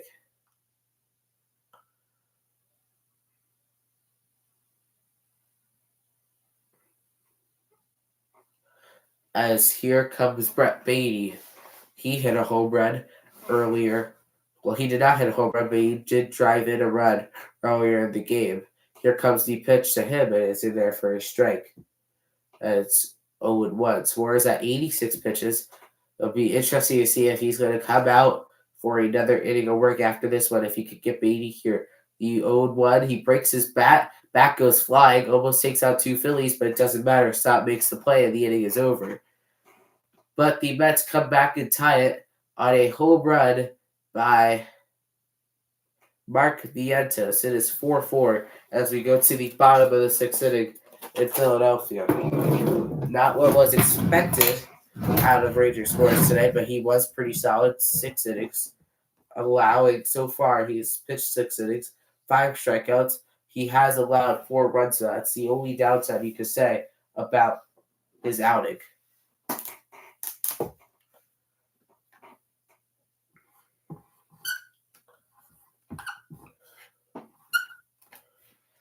That is really the only down part about his outing, is that he has given up a couple. He's made very few mistakes, but the Mets have made him pay on those mistakes, which is what they have to do if they're trying to win tonight against the Phillies. And they have been able to do that so far. Again, thank you everyone for watching. Make sure to like and subscribe while you are here. We are on the road to 100 subscribers. For the Phillies to kick off this inning, it will be Castellanos, Stott, and Rojas. The 6, 7, and 8 spots in the order for the Phillies. Castellanos has driven in 3 out of the 4 Phillies runs today. Stott is 0 for 2, and Rojas is 0 for 2. Rojas has struck it out both of his times at the dish.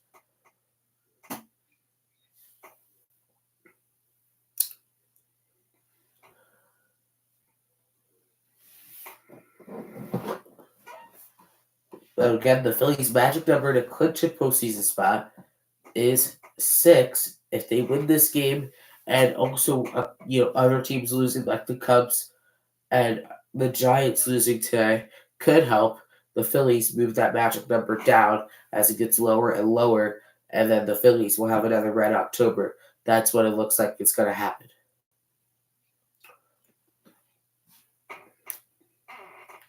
And they look on a collision course to take on the Atlanta Braves again for a second straight year in the NLDS.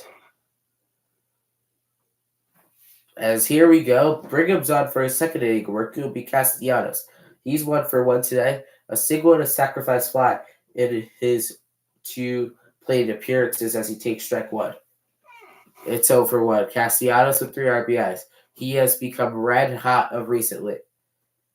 The 0-1 pitch to Castellanos is inside, and it's 1-1. 92 miles an hour on a four-seamer inside to Castellanos, and we'll do the 1-1 again. We'll do a 1-1. The 1-1 pitch to Nick Castellanos. It is absolutely demolished. Hit his way back off the facing of the second deck, and the Phillies retake the lead. It's 5-4. Castellanos' 28th home run of the season. He absolutely crushed that ball to give the Phillies the lead. That is one of the farthest home runs Castellanos has hit all season long. 454 on the projection. He absolutely got all of that ball to give the Phillies a 5-4 lead. After losing the lead last inning, they just go back like that and retake it. Nick Castellanos, his 28th home run of the year, 103 RBIs. What a year Castellanos has had in Philadelphia. Here comes Stott. He takes a pitch high, and it's 1-0. Stott is 0 for 2 today. Looking to do something here to keep the hot alive. It's outside. It's 2-0. Brigham kind of losing his control here. That's another ball after giving up the home run to Castellanos, his 3rd home run in the last 2 games. His 6th home run in the last 9 games. That's outside, and it's 3-0. Johan Rojas is on deck. He's 0 for 2.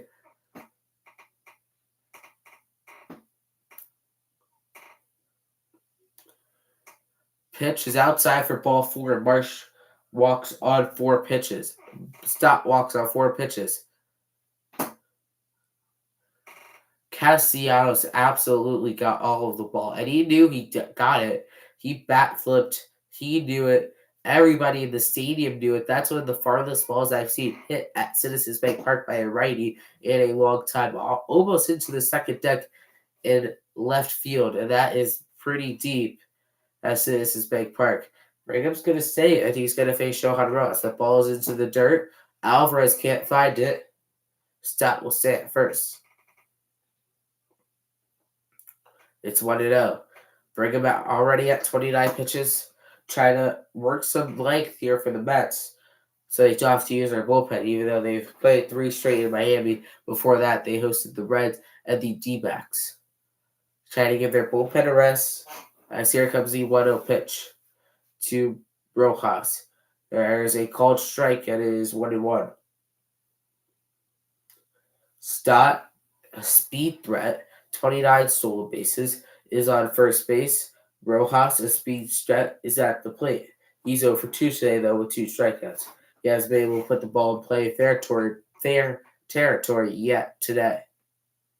The 1-1 pitch is high, and it is 2-1.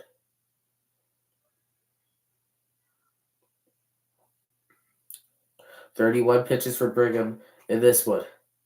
Grant Hartwig is warming up in the bullpen. The righty Christian Pache is due up.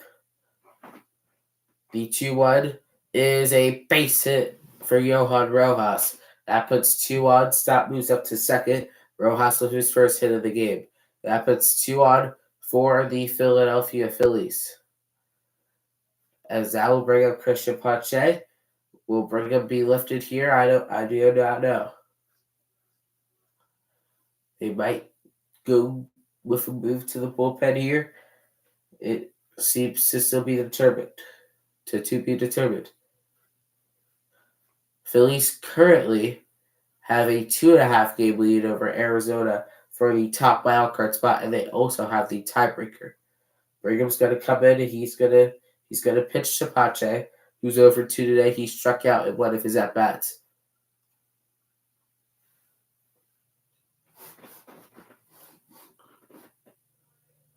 So here we go. Here goes Pache. He's over 2. 32 pitches so far for Brigham. He's eaten some innings. He's already in his second inning of work.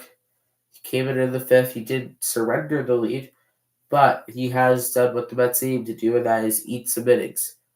2 runners on with no out. The pitch to Pache is a butt. It's going to get down. They have a play at second. They will get Johan Rojas, and that is runners on the corners. It was a weird butt. It was a pretty solid butt. All the infielders came in at once, so Stott was able to get over to third. Pache was safe at first, but Rojas had to wait to see if the ball was going to get caught or not.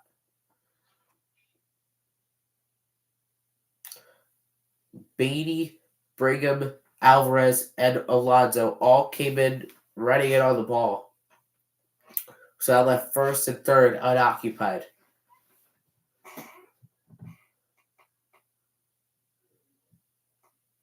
But the play was made at second base. Lindor was there.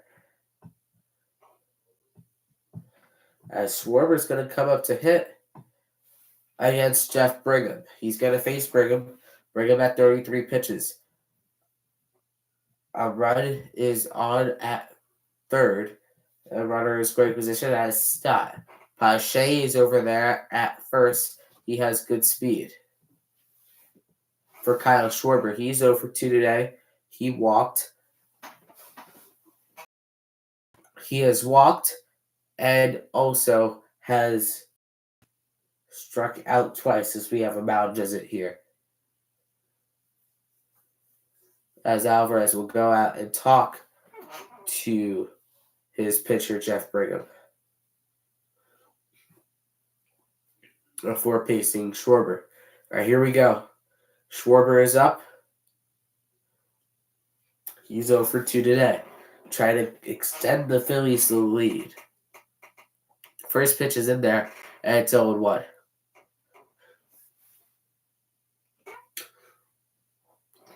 Schwarber's average is down to a 196. He has been having a very interesting year, like I said earlier. He's batting under 200, but he has 45 home runs and almost 100 RBIs. That's outside, and it's 1-1. He also is second in baseball in walks, but he leads baseball in strikeouts. It's just an interesting year for Kyle Schwarber, a year that we've never seen before, and we might never see again. Here comes the 1-1 pitch to Kyle Schwarber. It is low, and it's 2-1. Check, appeal, and it is a no swing. And the count is 2-1. Trey Turner is on deck. Boom in the hole. There's only 1 out of the inning.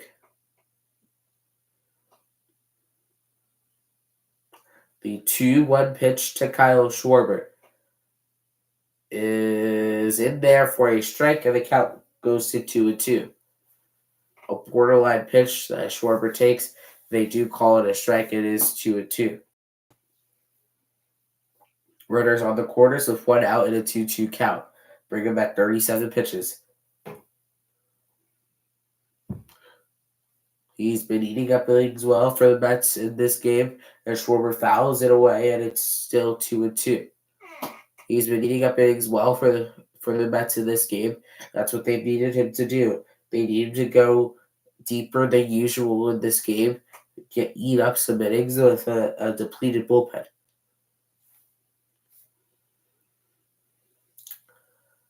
Here we go. Schwarber up to the dish.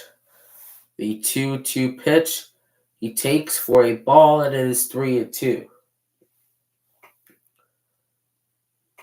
Borderline pitch is what he takes, but it doesn't matter. It's still 3-2.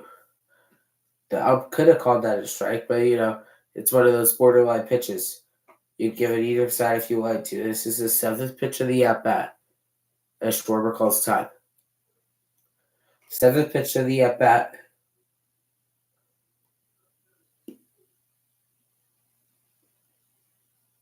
Runners on the corners, 3-2 count, 1 out of the inning for Kyle Schwarber. 1-run Phillies lead. The pitch is a swing and a miss. He got him strike 3, and that's his 2nd out of the inning. Pache does steal, and he moves up to second base. That's the 2nd out of the inning, and it will be Trey Turner as we get another mound visit. Schwarber just swung right through the pitch, and that's going to do it for Jeff Brigham.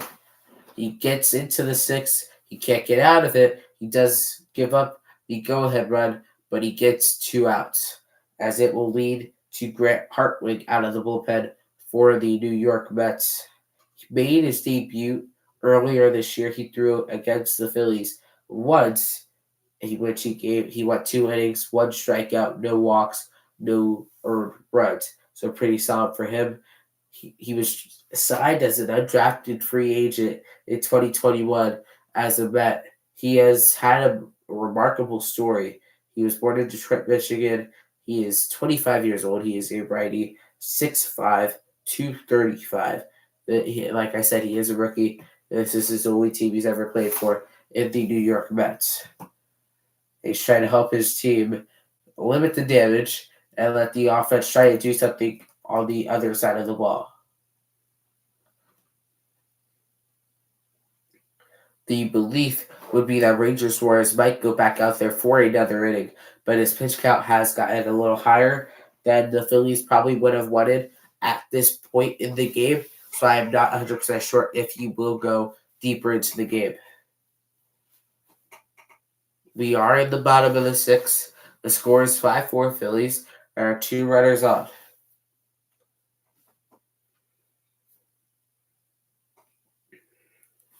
Again, thank you everyone for watching. Make sure to like and subscribe. We're on the road to 100 subscribers. Remember, we will be live tomorrow as the Mets and the Phillies play Game 2 of this 4-game series. Tyler McGill is on the mound for the Mets against Taijuan Walker for the Phillies. Stream starts at 7:05 Eastern Time, so make sure to be there as we will get it started at a late night on a Friday at 7:05.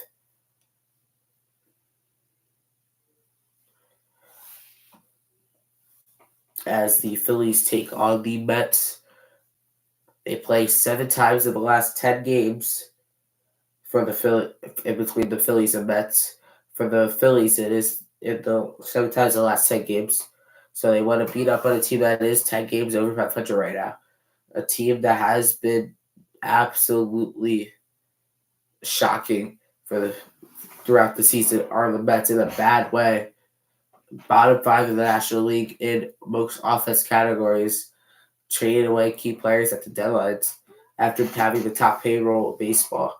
So very surprising, turn of events for them, like that nobody even really saw coming this season. As Grant Hartwig will get ready as he throws strike 1 to Trey Turner, and it's 0-1. Turner's 0 for 1 today. He has, though, been doing well. He's put the ball in play. He's got on base. Hartwig, 4-2 this season with 5.46 ERA. Made his pitch to Philadelphia. Solid outing. It's high and inside to Turner's 1-1. Turner's walked twice, and he's got out. He has scored a run as well in the game. His OPS sits at 782. The 1-2 is a swing and a miss. He swings right through it, and it's a one, and it will be 1-2. A sweeper there to get him swinging. 3 pitches so far for Hartwick. The 1-2 pitch, low in the dirt. And it will be 2-2. 2 runners in scoring position. There are 2 outs in the inning. Pache is in scoring position, and Stott is in scoring position.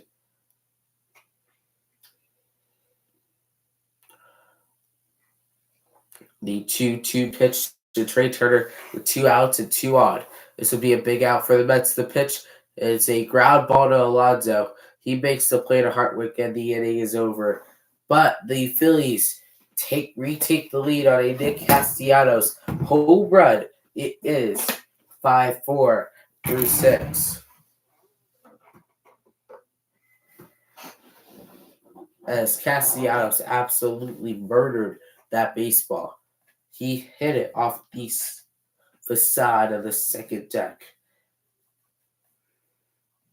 And that ball, that place never usually gets hit in a game.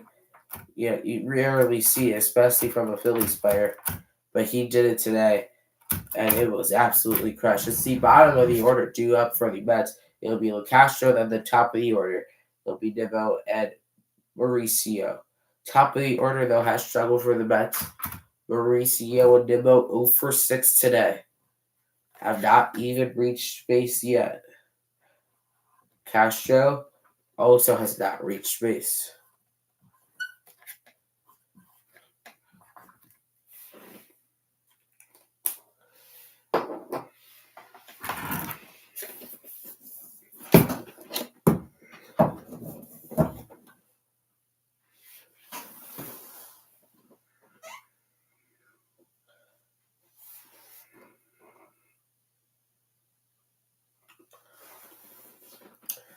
The Phillies looking to hold on to their 5-4 lead as we go to the 7th inning. We're in the last third of this ball game tonight. The Phillies looking to get game 1 of this 3-game series from the Mets as they start to wrap up the season. The final home series of the 2023 regular season. Like I said earlier, they are on pace to host the National League Wildcard Series as the 4 seed. So they will be back at Citizens Bank Park after this 7-game homestand.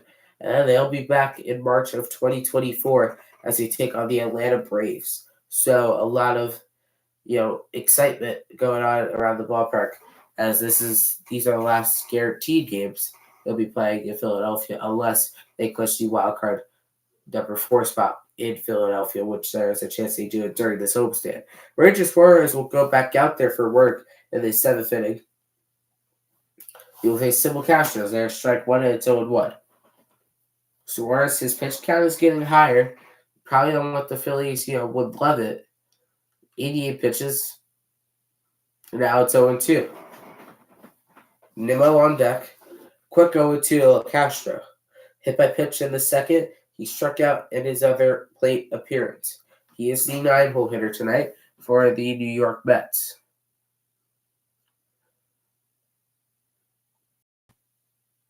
The 0-2 is a swing and a miss. He got him fooled as the first out of the inning. Suarez's 6th strikeout of the game on his 90th pitch. A beautiful, beautiful pitch to get LeCastro out, as it will be Brandon Nimmo, the top of the order, due up for the Mets. Nimmo's 0 for 3 today. He's put the ball in play, though, in all of his at-bats. 1 out of the inning for Nimmo as there is a strike at its own 1 at 93 miles an hour on a sinker. 91 pitches for Suarez so far as we are in the 7th inning.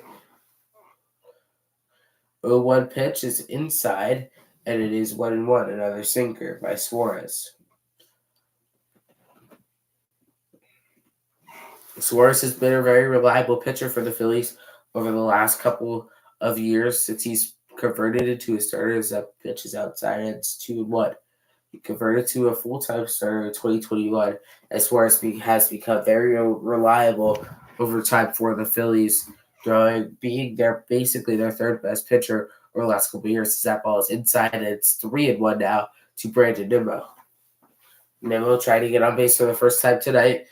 Mauricio is on deck after him. The 3-1 pitch to Nimmo is inside for ball 4, and he will get down to first base. And that is the runner on now with the first out of the inning. Jeff Hoffman is up for the Phillies in the bullpen. He has been an absolute stud for the Phillies in a breakout season. Nobody really saw it coming. As here comes Mauricio. He's 0 for 3, 2 flyouts and a strikeout. 1 home run on the season. The first pitch is fouled away. Down the line, it is a foul ball, and it's 0-1. Suarez on 96 pitches. Phillies have some action in the bullpen for really the first time tonight. As Suarez nears 100 pitches. This is pitch 97. As there's a ground ball chopper. They will get one as Nimmo gets in the way of Stott. That is the second out of the inning. Yeah, I'm going to say Stott is trying to argue that Nimmo prevented it from going to get the out at first base. As here comes Rob Thompson. He's going to chat with the umpire. Buck Showalter is telling Mauricio to stay. As you look at Nimmo, he stops right in the path. He slides. He grabs on to Stott. He makes him lose the ball. Nimmo is out no matter what. Looks like he got tangled up intentionally as the umpires discuss it. Right now, it stands that is a fielder's choice as the second out of the inning. And Alonso would hit this inning. If not, it would be an any double play. As all the Phillies now are down talking to the umpire, arguing about it. As it was a nice little chopper, Stott fields it. And Nimmo kind of grabs onto him, makes him lose the ball.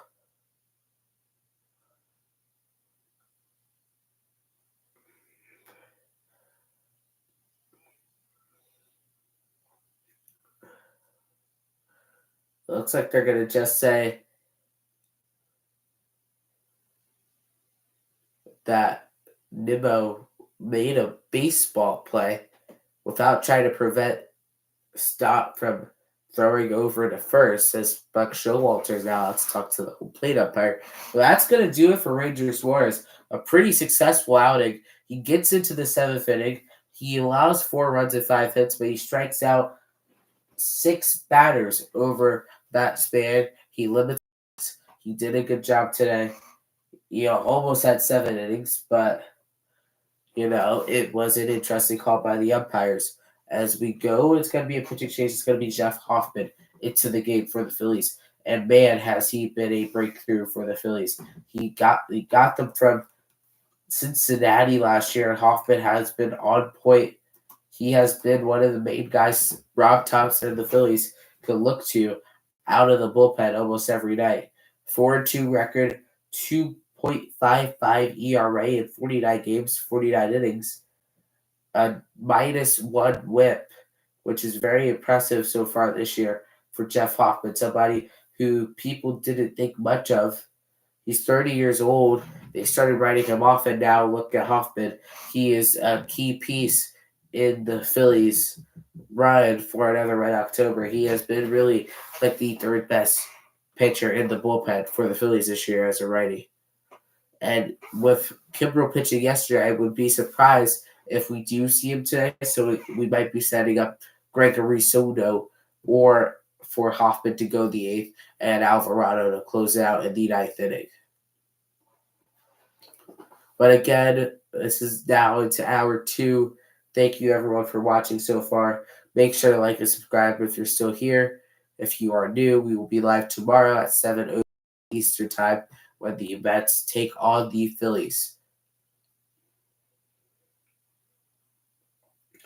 So Hoffman will come on. He will face the righty in Pete Alonso, who has reached base a couple times with a walk. He has not recorded a hit so far, though, in this game. They've held most of the top of the order in check. As here comes Alonso.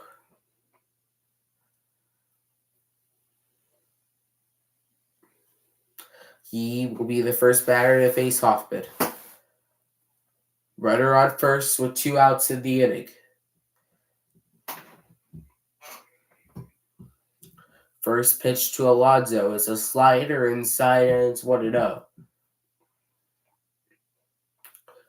Like I said earlier, Hoffman 4-2 record in 49 in the third innings with a 2.55 ERA. Has been very impressive for the Phillies. It's a 1-0 pitch to Pete Alonso. Fouled away, and it's 1-1.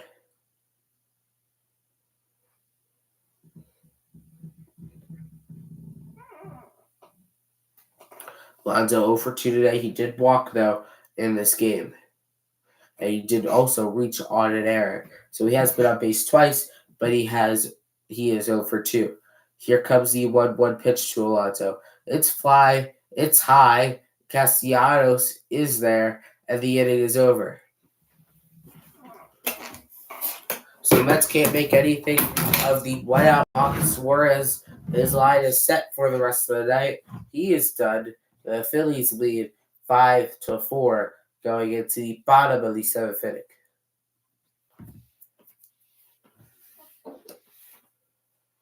The Phillies, the middle of the order right here has been where the Phillies' money has been made all night long. Boom, home run. He also has an RBI. He's 1 for 3.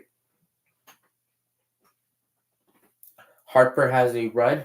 He is 2 for 3. Realmuto has a hit so far, which moved up Harper to score an extra run. And Nicholas Castellanos, 4 RBIs. Absolutely incredible. A home run, a sacrifice fly, and a 2-run single has been what Nick Castellanos has done today for the Phillies. He would be due up 4 if the Phillies could get there this inning. Now for the Mets, they are in a position where they have 6 outs left to try to tie this game up. Yes, it's only 1 run. Yes, they've done this in half innings, but the Phillies bullpen has been trying to pick up steam a little bit. I would say they have been able to do that in some sort of way, and they are trying to put themselves in a position to succeed. And they're trying to win this game to take game 1 of the series against the New York Mets. I said it'll be Boone, Harper, and Realmuto up for the Phillies.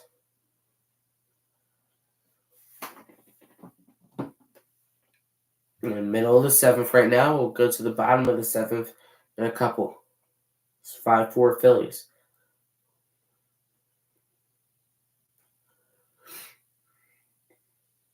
Around the league, the other scores, Atlanta is plummeting Washington's 8-1 in the top of the 8th. The Yankees are beating the Blue Jays 5-1, but the Blue Jays are threatening. They have runners on the corners with 1 out. Cleveland has been able to shut down Baltimore through so far. 2-0 is the score. Baltimore has a runner on. Pittsburgh is defeating Chicago. They're in the middle of the 7th. Raging Suarez throwing 97 pitches, 2 walks, 6 strikeouts, 4 runs. Hartwick is back. Second inning of work as there is a ball high to Bohm, and it's 1-0. Bohm is 1 for 3 today. He had a home run in the 3rd inning. His 18th home run of the year, his 93rd RBI. He's closing in on 100 RBIs and 20 home runs for the first time in his career, and he did miss a little time with an injury So it is pretty impressive of what Bohm is doing this season, as he fouled it away, and it's 1-1. Craig Kimbrell is now getting up for the Phillies in the bullpen, which most likely means that it will be Jose Alvarado closing it out tonight for the Phillies. The 1-1 pitch to Bohm is a swing and a miss, and it's 1-2. Hartwick has thrown 6 pitches. He got Trey Turner out, trying to get the same for Alec Bohm. It's a 1-2 pitch to Bohm, called strike 3 at the bottom of the zone. This here comes Bryce Harper. Hartwick's first strikeout of the day. Here comes Harper. He's 2 for 3. He scored a run.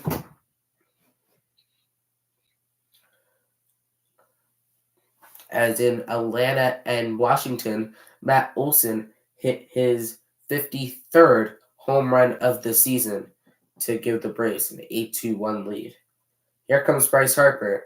The first pitch is fouled away, and it's 0-1. Said earlier, Harper 2 for 3, 2 singles, and he has a run. Matt Olson is now 8 above Schwarber and Alonso for the home run lead, as there is a called strike 2 and it's 0-2. Harper does not like the call, as that ball appeared to be high, but it is a strike in the umpire's eyes, and it's 0-2. The 0-2 pitch is high, and it's 1-2. Harper trying to get on base. That would potentially bring up Nick Castellanos to hit in this inning. The 1-2 pitch to Bryce Harper is outside, and it's 2-2. Harper has 66 RBIs and 19 home runs in a limited amount of games played. He did miss time recovering from his Tommy John surgery, which was the quickest recovery time in Major League Baseball history. The 2-2 is a swing and a miss. He got him on strikes. That is Hartwick's second strikeout of the inning, second strikeout in a row. It's the second out of the inning. Now I'll bring up JT Realmuto, who's 1 for 3 today. He had a base hit as his only hit that advanced Bryce Harper to third base. There are 2 outs here in the bottom of the 7th. 5-4 is the score. Pitch to Realmuto. In there for a strike at its own 1. Realmuto, 19 home runs, 57 RBIs on the season, 761 OPS. The 1-0 is low, 1-1.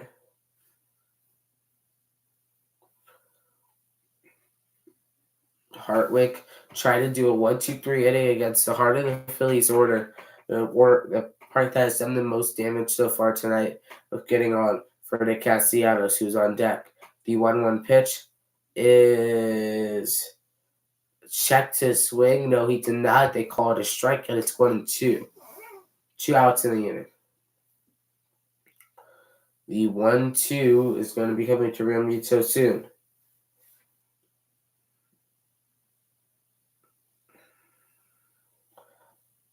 Fouled away, and we'll do it again.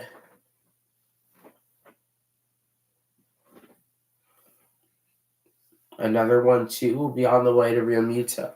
He's trying to get on base to extend the inning for Nick Castellanos, who has been electric today. Outside, 2-2.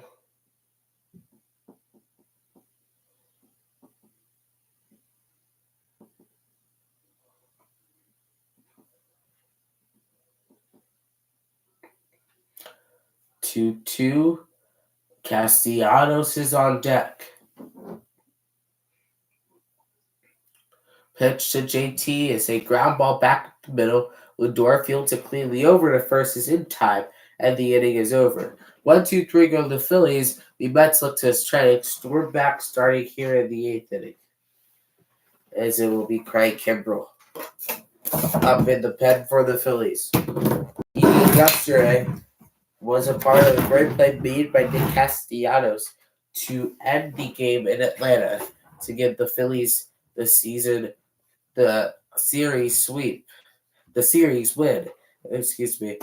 He was on the mound for that. He has been a revelation for the Phillies after most thought his career was just about over after a terrible season last year. He struggled mightily. He was even left off the Dodgers postseason roster. Now he's back and he has been pitching in a prominent role for the Phillies all season long.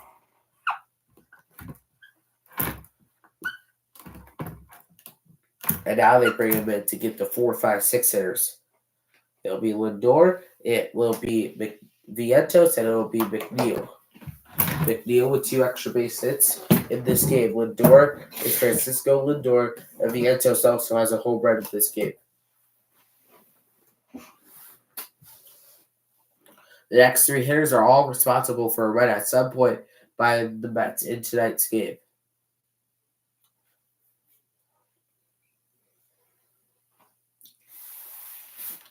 They only used Hoffman to get 1 out in that inning. That was a pretty big out that they used Hoffman to get, not allowing Alonso to do damage off of a lefty pitcher, which is pretty big. So it will be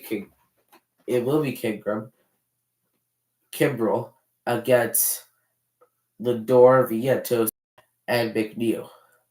2 righties and a lefty is what Kimbrel will face. The Blue Jays are trying to make a late game push as they have it as a 2-run game with 2 outs, down by 2 in the Bronx. The Orioles have now come back and tied the Guardians. It is now 2-2. They still have a runner on in scoring position. They are trying to eliminate the Guardians and give the AL Central title to the Minnesota Twins.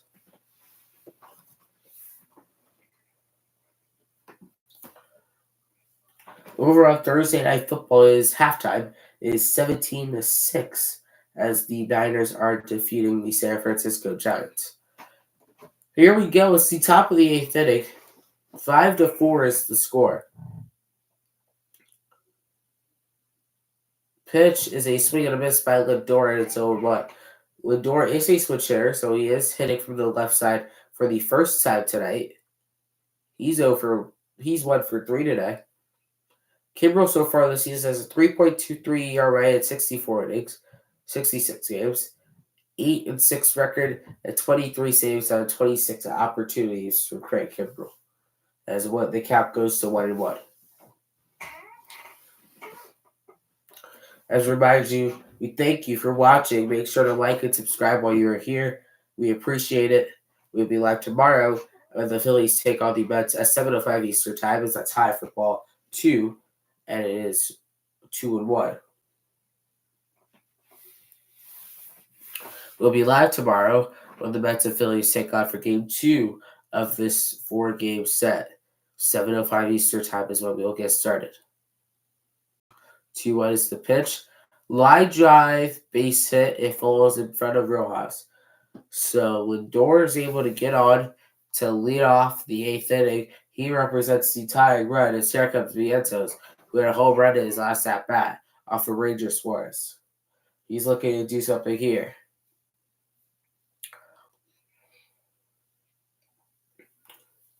Which would be big here because it would give the Mets the lead here at the top of the 8th inning.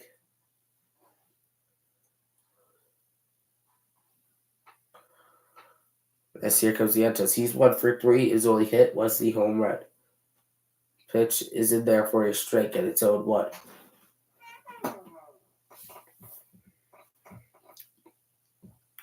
Vientos 228 average. Lindor trying to steal as they pick over it. Try a pickoff attempt. It does not accept successful. Lindor is at first.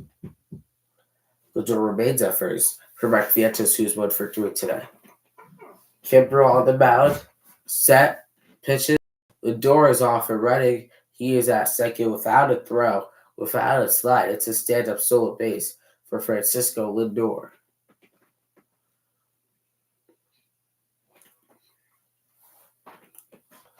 Bermuto did not even make an attempt. Did not really even think about throwing out Francisco Lindor. That shows how fast Lindor is. 1-1 to Vientos. Fouled away at its 2 strikes.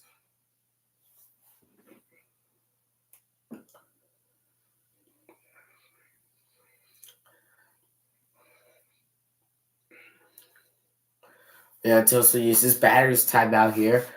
This will be the 8th pitch of the inning for Craig Kimbrell and the Phillies as they look to get out of it unscathed. The tying run is now at second base with no outs in the inning.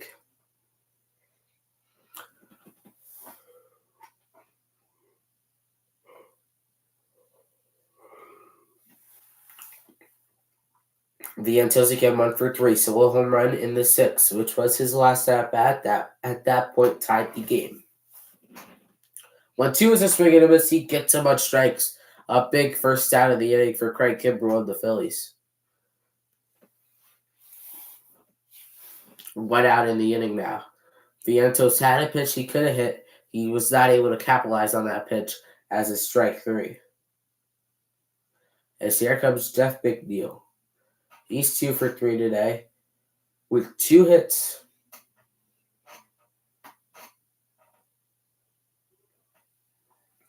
Inside for a ball, and it's 1-0 to McNeil. 2 for 3, a double, triple, 2 runs and an RBI. He did pop out in his last at bat. Lindor on second. Kimbrell set. Ready to go. Fires. It is a base hit through the hole. And they're going to hold Lindor at third. So that'll be quarters with 1 out of the inning.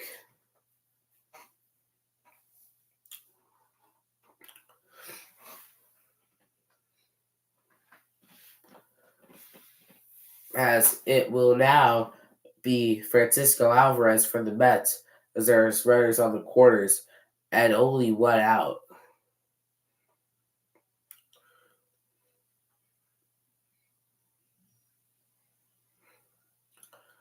A beautiful piece of hitting there from Jeff McNeil. That'll bring up Brett Beatty. Francisco Alvarez.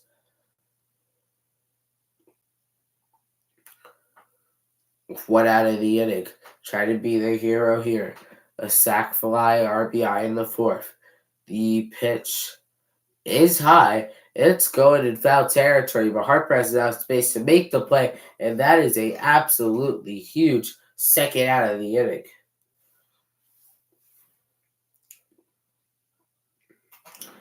Harper was able to get there. Great closing speed, able to make the play. A second out. Here comes Brett Beatty. Has a hit in this game. Try to do more here, which could drive the go-ahead run in.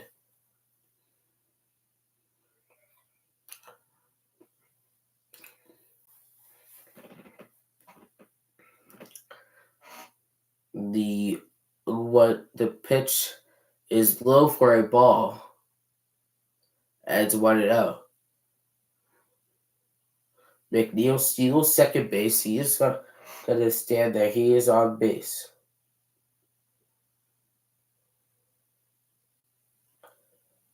The 1-0 pitch from Kimbrell to Beatty. Inside. 2-0.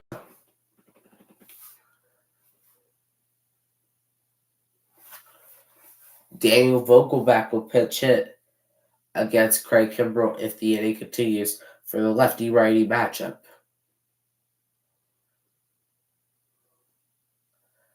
2-0 pitch in there for a strikeout. It's 2-1. 2-1 is the count to Mark Vientos. Kimbrell trying to work through it. At 14, this will be pitch number 15. 2 runners in scoring position and 2 out in the inning. The pitch is a swing and a miss, and it's 2-1. And it's now 2-2 to Craig Kimbrell. 15 pitches deep in this inning.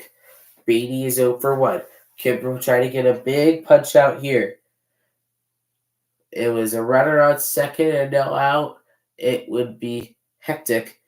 The bank will explode if the Phillies could get out of this jam unscathed.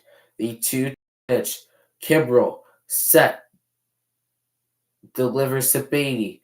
Got him, strike 3. The inning is over. Kimbrel gets out of it, and the Phillies maintain their lead. It's 5-4. Incredible. What a pitch by Craig Kimbrel to get out of it.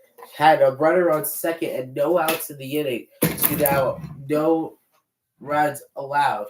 Very impressive by Craig Kimbrel. It is still 5-4 Phillies. The Mets are down to their final 3 outs. It looks like it will probably either be Matt Strahm or Jose Alvarado closing the game out for the Phillies.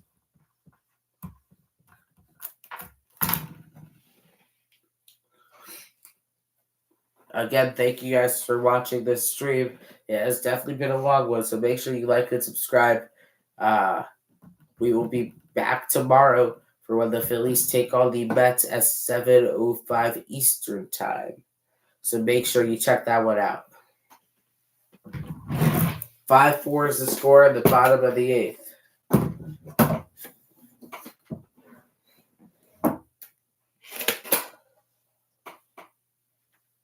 It will be Castellanos, Stott, and Rojas.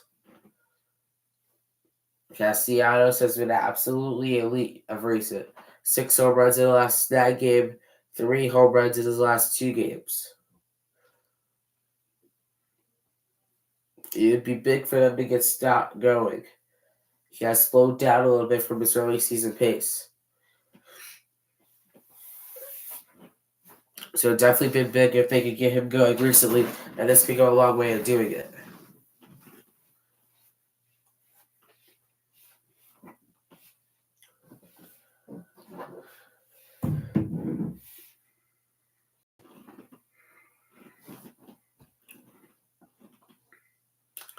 Beatty foul tipped it into the glove of Real Muto to get the strike 3, so it is 5-4. The Phillies are 14 games over the 500 mark. As here we go. Hartwick's going to come back for another inning of work. He will face Nick Castellanos.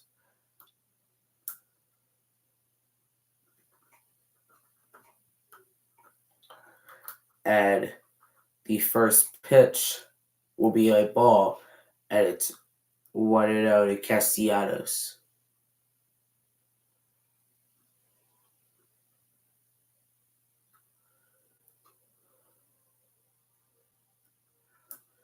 Castellanos, that was a ball high. He is 2 for 3 today. He had a home run. He has 4 out of the 5 RBIs so far tonight for the Phillies. He has been incredible. 1-0. Line drive caught by Mauricio, and that is the first out of the inning, and that will bring up Bryson Stott. Hartwig cruising through. He has 22 pitches. He's done well so far. He has really been able to shut down the Phillies offense in his 2 appearances against them so far, as there's a first pitch strike to Stott, and it's 0-1.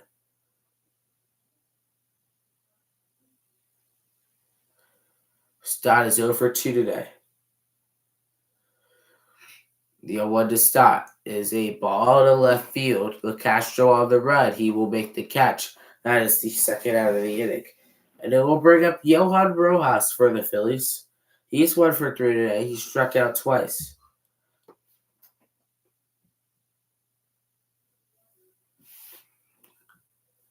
5-4 is the score for the Phillies. At the bottom of the 8th, Jose Alvarado is warming up at the pen. He will most likely be coming in for the Phillies once we go to the top lead. Pitch is low for Rojas, and it is 1-0. Rojas with a single in the 6th. 302 average so far for him. He has been absolutely incredible since the Phillies have called him up. Pitches in there for a strike, and it's 1-1. That was Hartwick's 26th pitch. This next pitch will be his 27th.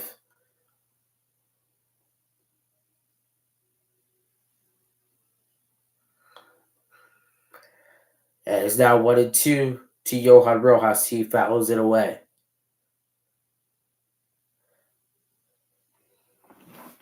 As he calls his batter timeout.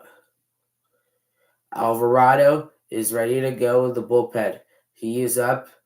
He will be coming in the ninth inning to close it down and try to give the Phillies a series opening win.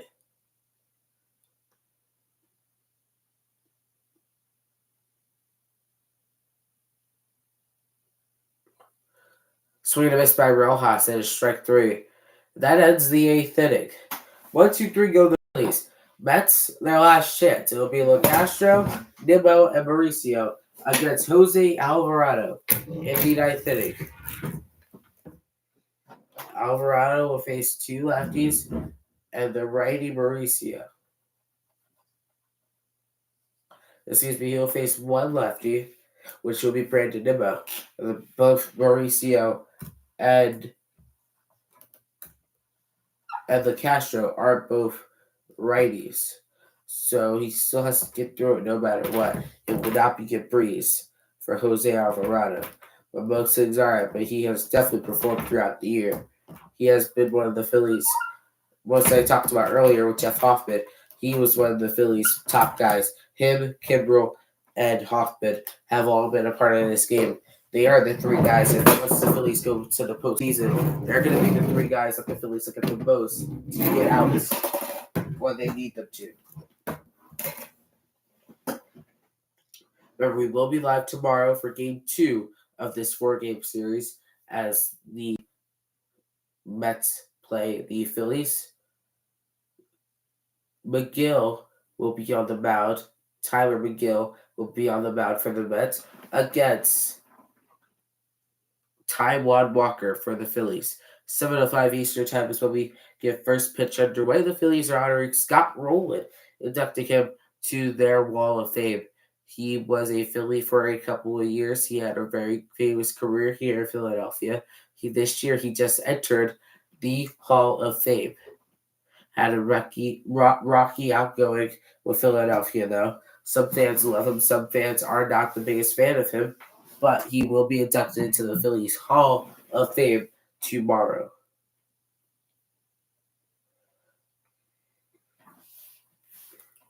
Alvarado's coming in. Here we go. The flamethrower, Jose Alvarado. The Phillies acquired him in 2021 from the Tampa Bay Rays. And it has been a great marriage ever since between the two. One of the better moves Dave Dombrowski has made. Phillies with 7 hits, 5 runs. They did make an error at some point in today's game. That's Trey Turner. The Mets have 4 runs, 7 hits, no errors. Alvarado has been incredible this year. In 38 games, 37 and a third innings pitched, a sub-2 ERA. The first pitch is in there to LaCastro. It's strike at 0-1.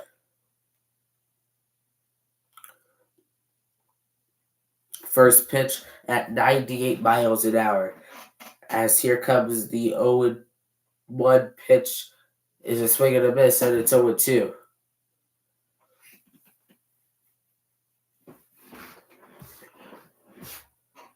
Phillies lead 5-4. The 0-2 pitch from Alvarado to LaCastro. Strike 3 swinging. It's the first out of the inning.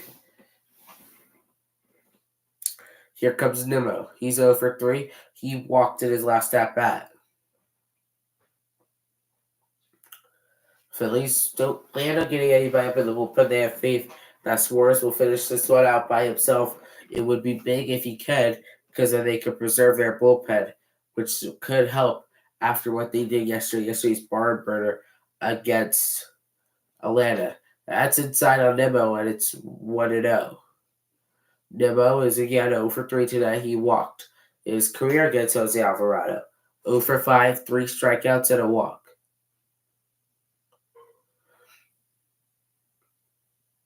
The 1-0 pitch is low and it's 2-0.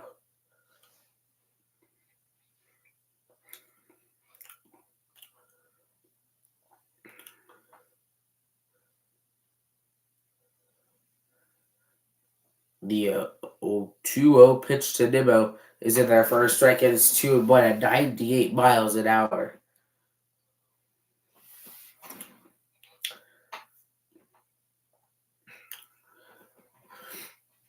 2-1 is the count.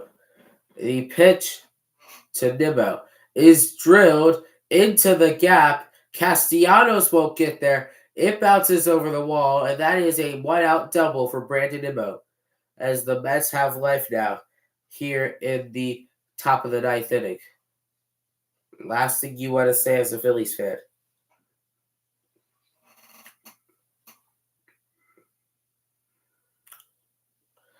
Absolutely crushed by Nimmo. He knew it wasn't going to leave the yard. He hustled that all the way out. That will bring up Mauricio. He's 0 for 4 today. He struck out in one of his at-bats. The first pitch is a foul ball, and it's 0-1 off of his ankle. His last at-bat in the controversial fielder's choice. His OPS is at a 708. He is a rookie.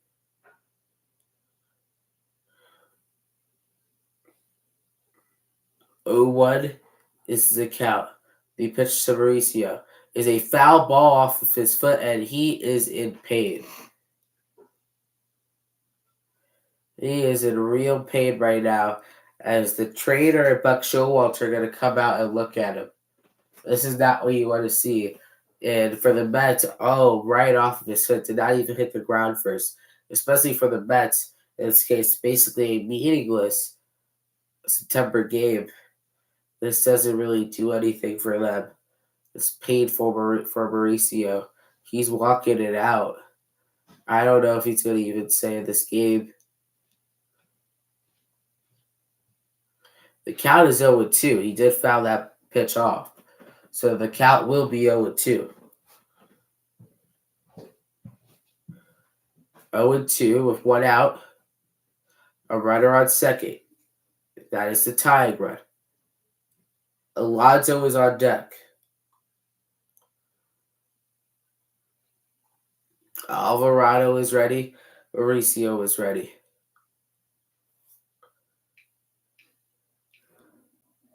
Here comes the 0-2 pitch to Mauricio.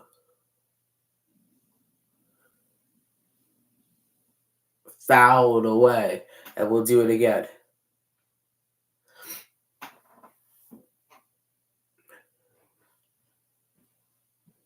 That's another 2-strike count. Mauricio trying to stay alive and even tie the game for the Mets. Alvarado trying to shut it down. The pitch is a fly ball into center. Rojas is there. He makes the play. Nimmo won't tag. That's the second out of the inning. And that will bring out Caleb Cotham for a mound visit. 2 outs. The Phillies are 1 out away from winning game 1 of this 3-game set. This 4-game set against the Mets. It's going to be Pete Alonso. In his career against Alvarado, he's 2 for 6 with a home run, 2 RBIs, and 2 strikeouts. That home run came earlier this season as Rob Thompson is out on the mound to talk to Alvarado with all the fielders, with the infielders. Try to discuss how they're going to attack Alonso. Lindor is on deck. He also has been pretty good today. There's really no way to get out of this. You're just going to have to pitch through Alonso and wish for the best. Alvarado has thrown 11 pitches so far.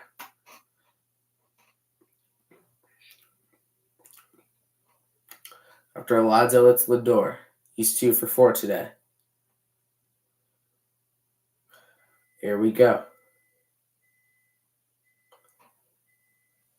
The first pitch to Alonso is a ball outside, and it's a 1-0 at 100 miles an hour.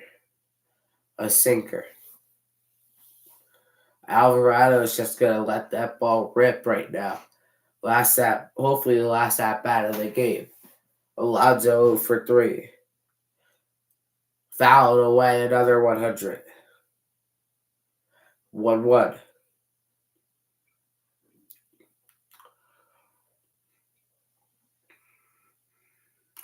He couldn't keep up with it, so he barely got a tip of it right out of JT Realmuto's glove.